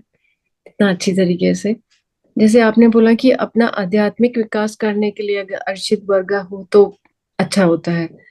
सो अगर मैं यहाँ पर जोड़ना चाहूँ कि सपोज कोई एक्सरसाइज करता है और सामने वाले एथलीट या स्पोर्ट्समैन को देखकर वो भी चाहता है कि वो वैसा बने, तो वो इतनी मेहनत करता है, तो वो भी वो 10% अर्चित वर्गा में आएगा। वहां पर आध्यात्मिक विकास नहीं है उसका। आध्यात्मिक विकास की बात तो है, क्योंकि अगर आप अपने शरीर को तंदुरुस्त करेंगे तो ही तो आप आध्यात्मिक उन्नति करेंगे। अगर आप अपने शरीर को स्वस्थ रखने के लिए कंपटीशन करते हैं, ये कंपटीशन हो गया ना। हाँ कि जी। तो वो अपनी इतनी एक्सरसाइज करके अपने शरीर को स्वस्थ रख रहा है ना। और आप चाहते हैं कि आपका शरीर स्वस्थ रहे। अब शरीर स्वस्थ रखने के दो चीजें हैं, दो रिजल्ट्स हैं कि एक, आप उस स्वस्थ शरीर से कौन सी तरह का काम करना चाहते हैं। अगर आप स्वस्थ शरीर से आध्यात्मिक विकास करना चाहते हैं तो वो पॉजिटिव अरिषद वर्गा है। और अगर आप उस शरीर से, उस स्वस्थ शरीर से आप सिर्फ ऐश करना चाहते हैं, आप सिर्फ दुनियादारी में खोना चाहते हैं, तो नेगेटिव अरिषद वर्ग है। और सिर्फ अपने तक ही सीमित हो, सिर्फ वो बंदा या वो पर्सन चाह रहा है कि सिर्फ वो खुद को स्वस्थ रखे, क्योंकि सामने वाले को देखकर उसको ऐसा लग रहा है कि उसका फिजिक अच्छा है, उसमें इतनी अच्छी स्ट्रेंथ है, तो मैं भी वो कर सकता हूँ या कर सकती हूँ। सो वो पॉजिटिवली नहीं जाएगा वो चीज, वो सिर्फ अपने लिए कर रहा है। मैडम, मैं ये कह रही हूँ कि जब भी हम कोई नई चीज सीखते हैं या कोई काम करना चाहते हैं, तो हर काम के पीछे एक एम होता है, एक उद्देश्य होता है ना। कि आप उस उद्देश्य को सोचना जरूर है कि मेरा उद्देश्य क्या है। जैसे मैं चाहती हूँ कि मैं बड़ी गाड़ी लूं, ठीक है। अब मैं बड़ी गाड़ी लेकर सिर्फ अपने और अपने परिवार के लिए लेना चाहती हूँ, एक स्टेटस बनाना चाहती हूँ, और मैं मैनिफेस्ट करती हूँ कि मुझे बड़ी गाड़ी चाहिए। और एक तरफ मैं सोचती हूँ कि मेरे पास बड़ी गाड़ी होगी तो मैं आध्यात्मिक लोगों को लेकर वर्कशॉप अटेंड करवाऊंगी। ठीक है, तो अब यूनिवर्स आपकी कौन सी इच्छा को देखकर पूरा करेगा? सेकंड वाली को। तो फिर हमें मतलब हमारा उद्देश्य क्या है किसी चीज से कंपटीशन करने का? अगर मैं ज्यादा बुक्स पढ़ना चाहती हूँ क्योंकि मेरी फ्रेंड भी आध्यात्मिक बुक्स पढ़ती है, मेरा उद्देश्य क्या है? सोल का विकास, तो वो पूरा हो सकता है। मतलब यूनिवर्स को भी Yes. जेन्युइन रीजन चाहिए। Right right. मैनिफेस्टेशन पूरी करनी है तो हमें उसी तरीके से सोचना है कि हम समाज का विकास कैसे करेंगे उसमें। मुझे बड़ा घर चाहिए, बड़ा घर किसके लिए चाहिए? सिर्फ सम्मान के लिए? या मैं उसमें पिरामिड बनवाऊंगी और उसमें मैं लोगों को बुला के मेडिटेशन सिखाऊंगी? तो डिपेंड करता है आपकी क्या इच्छा है, उसके अकॉर्डिंग आपके वो पूरा हो जाता है। Thank you. Thank you. Yes Surya ji बोलिए। हाँ जी मास्टर, अब मैं जानना चाहता हूँ कि पिरामिड के बारे में आप बताइए थोड़ा सा कि कैसे काम करता है हमारी बॉडी पे, उसका थोड़ा देखिए, व्याख्यान पिरामिड एक जियोलॉजिकल स्ट्रक्चर है। वो एक विशेष एंगल पे बनता है, ठीक है। और हमने देखा है ग्रीक के पिरामिड्स में, उसमें जो ममीज रखी गई हैं, डेड बॉडीज को प्रिजर्व करके रखा गया है, वो कई हजारों सालों से आज तक खराब नहीं हुए। उनके शरीर में कोई विघटन नहीं हुआ, वो बिल्कुल वैसे के वैसे हैं। इसका मतलब क्या है कि पिरामिड से जो एनर्जी है वो इतनी आती है कि वो उसके नीचे जो चीजें रखी जाती हैं वो ओरिजिनल शेप में रह जाती हैं। तो इसलिए पिरामिड जब हम यूज करते हैं तो पिरामिड को यूज करने का एक ही कारण है कि उस पिरामिड का जो एंगल होता है 51 डिग्री बाय 52 कुछ ऐसा होता है, उस एंगल से जो कॉस्मिक एनर्जी है वो बहुत अधिक आती है। और वो कॉस्मिक एनर्जी जब हमारे ब्रह्म रंध्र से हमारे शरीर में जाती है तो वो एनर्जी हमारे रोगों को भी दूर करती है, हमारे ब्लॉकेजेस सारे दूर हो जाते हैं और हमारे अंदर आध्यात्मिक उन्नति करने की क्षमता बढ़ जाती है। ये फायदा है पिरामिड का। जैसा कि पत्री जी ने बहुत सारे अनुभव किए थे, एक्सपेरिमेंट्स किए थे। उन्होंने क्या किया, 2 टमाटर, एक टमाटर तो बाहर रखा, एक टमाटर को पिरामिड के नीचे रखा। या टमाटर या बैंगन या कोई भी चीज ले लो, जिसको पिरामिड के नीचे रखा वो कई दिनों तक बिल्कुल फ्रेश रहा और जो बाहर था वो सड़ गया। तो आप इसकी एनर्जी का अनुभव कर सकते हैं। उन्होंने अपने शेविंग ब्लेड्स, मल्टीप्लाई ज्यादा होती है एनर्जी मास्टर, जो नॉर्मल एनर्जी होती है उससे 3 टाइम एक्सपेंड होके मिलती है, जो एनर्जी पिरामिड में बैठ के मिलती है। जो उनके शेविंग ब्लेड्स थे जो पिरामिड के नीचे थे वो महीनों भर चलते रहे और जो बाहर वाले थे वो 1 हफ्ते में खराब हो गए। पिरामिड की शक्ति तो है ना। जो पानी हम पिरामिड के नीचे रखकर पीते हैं उस पानी में अलग ही एनर्जी होती है।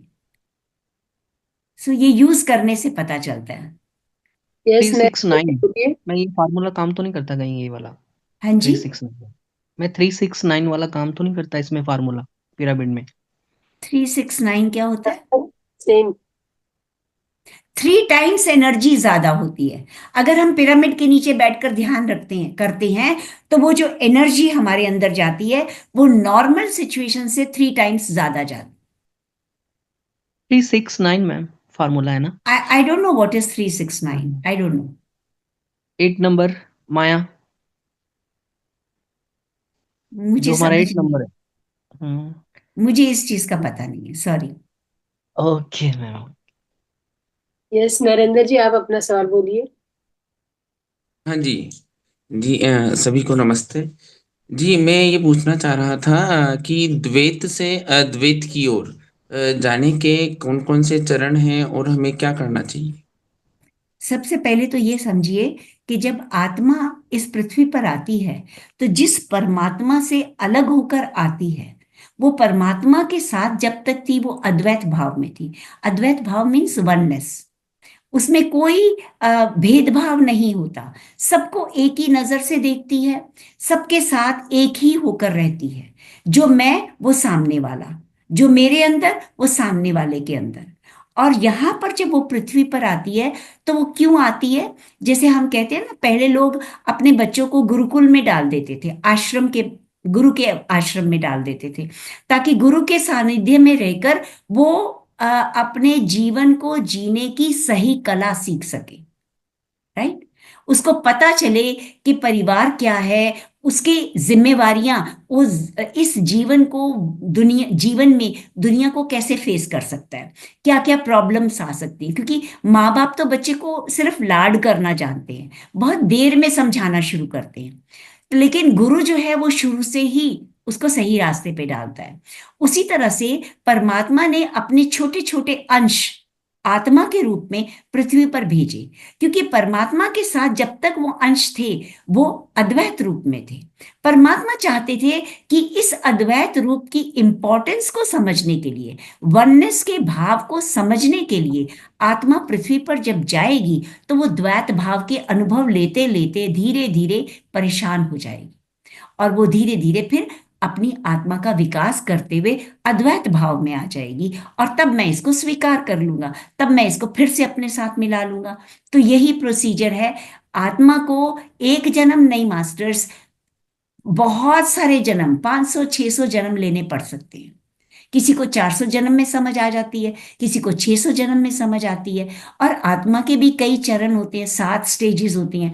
एक ही स्टेज को पूरा कर समझने के लिए, एक ही स्टेज के अनुभव लेने के लिए 50-60 जन्म लेने पड़ते हैं। तो इसका कोई और तो कोई तरीका नहीं है, सिर्फ अनुभव लेना। अनुभव लेने के लिए जो भी हमारे को चैलेंजेस मिलते हैं इस पृथ्वी पर आकर, उन चैलेंजेस को एक्सेप्ट करना और उससे मिलने वाले लेसन्स को समझना। सब जगह जी इसमें एक चीज मैं और पूछना चाह रहा था जी, कि द्वैत से अद्वैत की ओर आपने बताया कि अंत में परमात्मा जो है वो अपने में मिला लेना और आत्मा के सोपानों का क्रमिक विकास करना, लेकिन क्या अपने में मिलाने के बाद जो है व्यक्ति का जन्म नहीं होता है, या जन्म उसको नहीं लेना चाहिए? देखिए, जब मैंने जैसे बताया ना, आत्मा की 7 स्टेजेस होती हैं। इन्फेंट स्टेज, बेबी स्टेज, थोड़ी यंग स्टेज, फिर old stage, then mature stage, and then transcendental stage.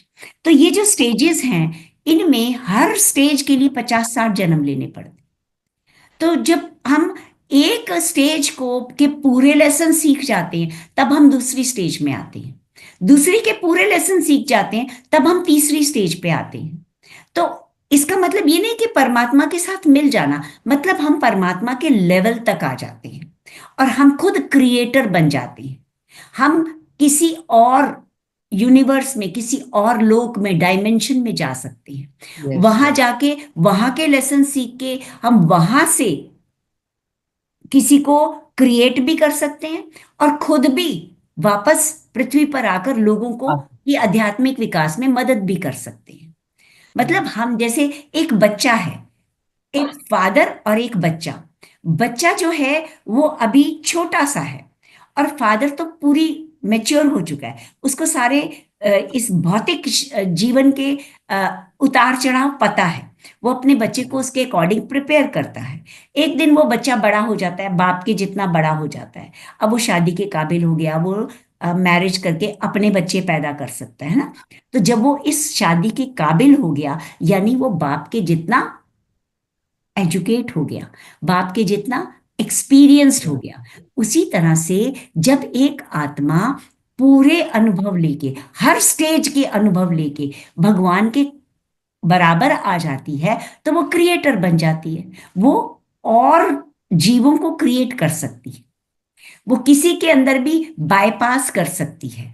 माने एक आदमी शरीर छोड़ने वाला है, वो उसके अंदर जाकर उस आत्मा को मुक्त करके और उसके रूप में आकर पृथ्वी पर लोगों की मदद कर सकती है। तो ये एक लंबा प्रोसीजर है, ये स्टेप बाय स्टेप चलता रहता है। तो हमें ये समझना है कि हम जिस जन्म में आए हैं उस जन्म में हम अपने पर्पस ऑफ लाइफ, अपने जीवन का जो उद्देश्य लेके आए हैं, उसके प्रति हम कितने सिंसियर हैं, उसके अकॉर्डिंग हमारा विकास होता है। जी यस मैम। एक ये कहना, इसी आपकी बात को आगे बढ़ाते हुए एक चीज मैं कहना चाह रहा था कि मोक्ष का मतलब लोग ये समझते हैं कि पुनर्जन्म से छुटकारा मिल जाएगा, जबकि मोक्ष उस हायर कॉन्शियस होती है कि जीवन मुक्त अवस्था, कि जीवन में रहते हुए आप मुक्त अवस्था में है, यस कर्म बंधनों से मुक्त है, न कि पुनर्जन्म से कोई छुटकारे वाली बात होती है। अभी आपने जो बताया कि हम खुद क्रिएटर के रोल में आ जाते हैं, तो यही मोक्ष है और यही जी जीवन मुक्त अवस्था है, जी जिसको हम परम अविनाशी पद भी कहते हैं। जी। तो आपका बहुत बहुत धन्यवाद, बिल्कुल प्रणाम आपको।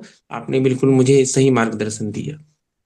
जीवन में रहते हुए मोक्ष प्राप्त करना माने इतने मुक्त हो जाना कि हमें दूसरी किसी चीज से कोई फर्क नहीं पड़ता। हम दूसरों को गाइड करते हैं, स्वयं का विकास करते हैं, दूसरों को गाइड करते हैं, दूसरों के विकास में मदद करते हैं। Yes ma'am. ध्यान करते हुए लोग बीच में गुटखा कर रहे थे, चाहे वीडियो ऑफ है उनकी, पर ऐसा करना गलत है। आप इसका प्रयोग ना कीजिए। आपका इसका मतलब मन पे निरंतर नहीं है और आप ध्यान कर रहे हो, गलत बात है, ऐसे नहीं क्या किया कह जाता। रहे थे सूर्य जी? गुटखे का गुटखे का प्रयोग करते हैं मैम, गुटखा मुंह में होता है, ध्यान कर रहे होते हैं लोग, तो यही ऐसी तो चीज। हमारे विकार है ना, इन्हीं हाँ को तो यस। समझना है। अगर हम किसी चीज से मोह पैदा कर चुके हैं, किसी चीज से जुड़े हुए हैं, तो हम अपने विकारों से कहाँ छुटकारा पा रहे हैं? यस मास्टर, किसी और का कोई भी सवाल?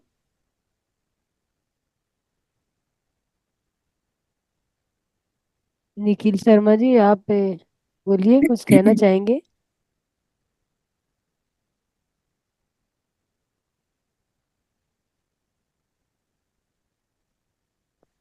पवन जी, कुसमाकर जी, कोई भी, किसी का कोई भी एनी क्वेश्चन?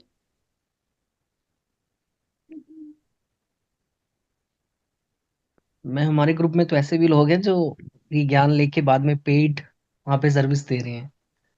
फिर क्या यहाँ पे मतलब? देखिए। जी मास्टर।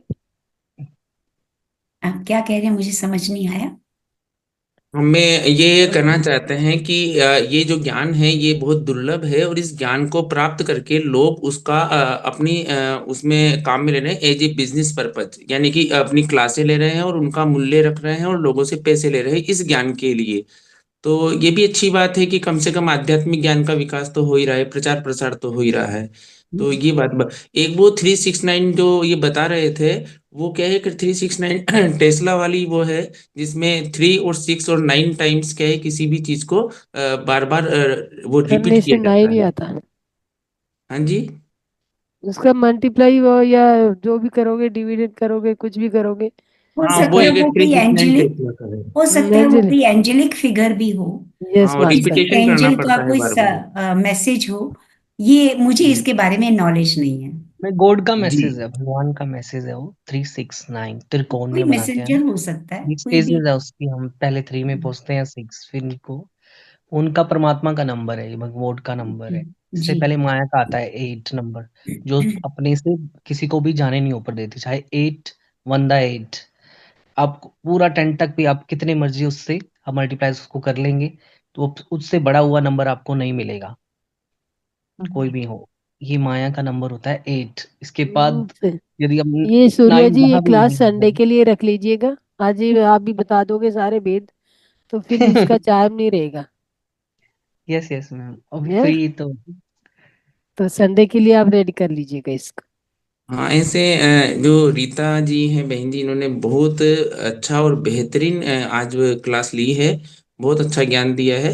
ध्यान से लेकर इन्होंने सारी जो चीजें बताई, हमें ज्ञान भी बताया। तो वास्तविकता में ऐसा जो ज्ञान है वो दुर्लभ है, और ऐसी जो महान आत्मा या पुण्य आत्मा जो हमारे बीच में है और इन्होंने हमें सारी चीजें बताई, ये बहुत महत्वपूर्ण है हम सबके आत्मिक विकास के लिए। तो मैं इनका अपनी सभी की ओर से बहुत बहुत धन्यवाद देता हूँ। Thank you so much, thank you. आप लोग मेरे साथ जुड़े रहे, आपको मेरा कहा हुआ समझ आया। Thank you so much. Thank you Rita ji, बहुत बहुत धन्यवाद। इतने धन्यवाद। सुंदर ज्ञान। और यस यस, अरुंधति जी बोलिए। हाँ, आज मुझे कहाँ तो थे क्या?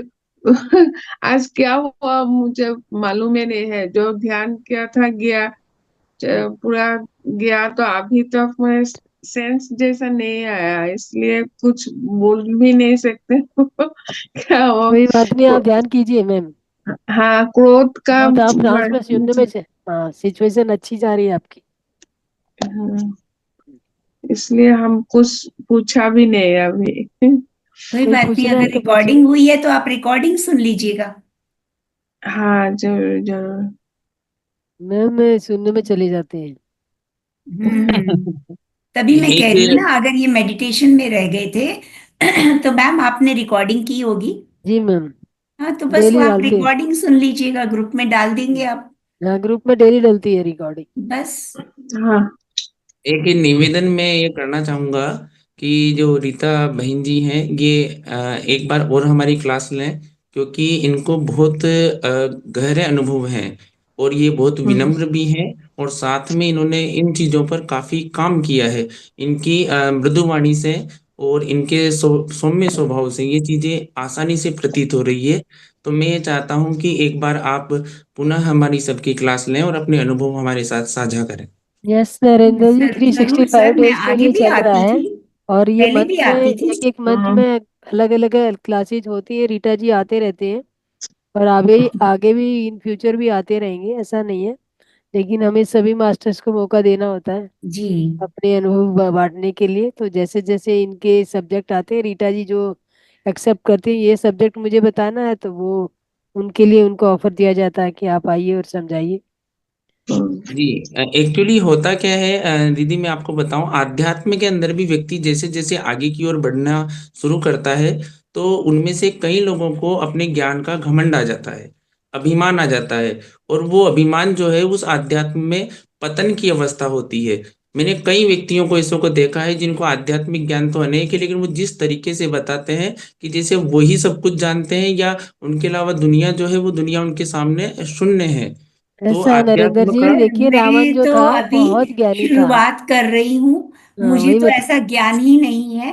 वही मैं बता रहे, तो रावण बहुत छोटा ज्ञानी सा। था। नहीं, और आपके लिए उसने नहीं कर रहा रीता जी मैं। आप तो बहुत विनम्र हैं। आध्यात्म का पहला चरण ही ये है कि अपने अहंकार का पतन करना है। यानी कि हमारा अभिमान जब झुकेगा और हम अभिमान का पतन करेंगे, तभी हम आध्यात्म के रियल आध्यात्म की तरफ बढ़ सकते हैं। मैं तो एक आप तो बात आपसे कहूं, जी अगर आप बुरा नहीं माने, तो सबसे पहले तो ये याद रखिए, हमें जजमेंट का हक नहीं है। खत्री जी कहते थे, हमें किसी की जजमेंट नहीं करनी, हमें सिर्फ अपने अंदर झांकना है। वो आगे जो हमारे सामने है, वो अहंकारी है या ज्यादा ज्ञानी समझता है या गुरु समझता है, वो उसकी अपनी जर्नी है।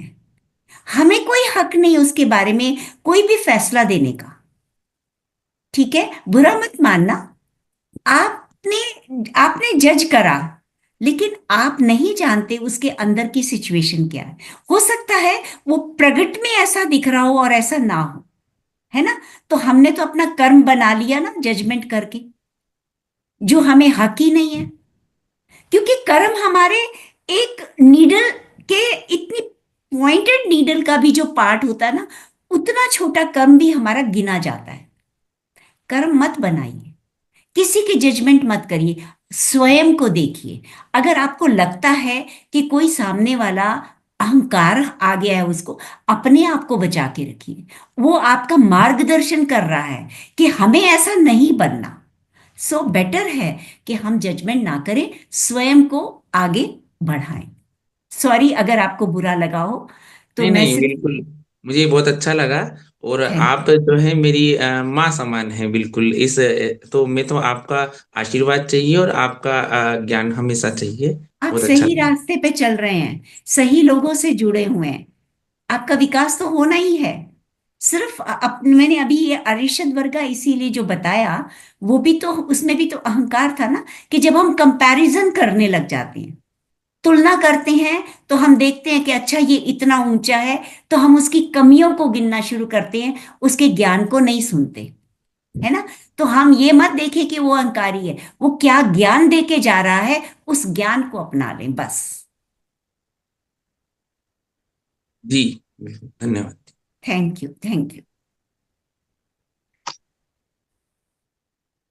सो अब किसी का क्वेश्चन नहीं है जी तो मास्टर, थैंक यू मास्टर। हाँ तो हम अब यहीं पे अपनी वाणी को विराम देना चाहेंगे मास्टर। धन्यवाद सभी का मेरे साथ बने रहने के लिए और इतनी सुंदर तरीके से सुनने के लिए। और रीटा जी आपका भी बहुत बहुत धन्यवाद। Thank you so much. Thank you आप लोगों का ठीक है। जो इस प्लेटफॉर्म पे मुझे मौका दिया बोलने के लिए। Thank you so much. Yes.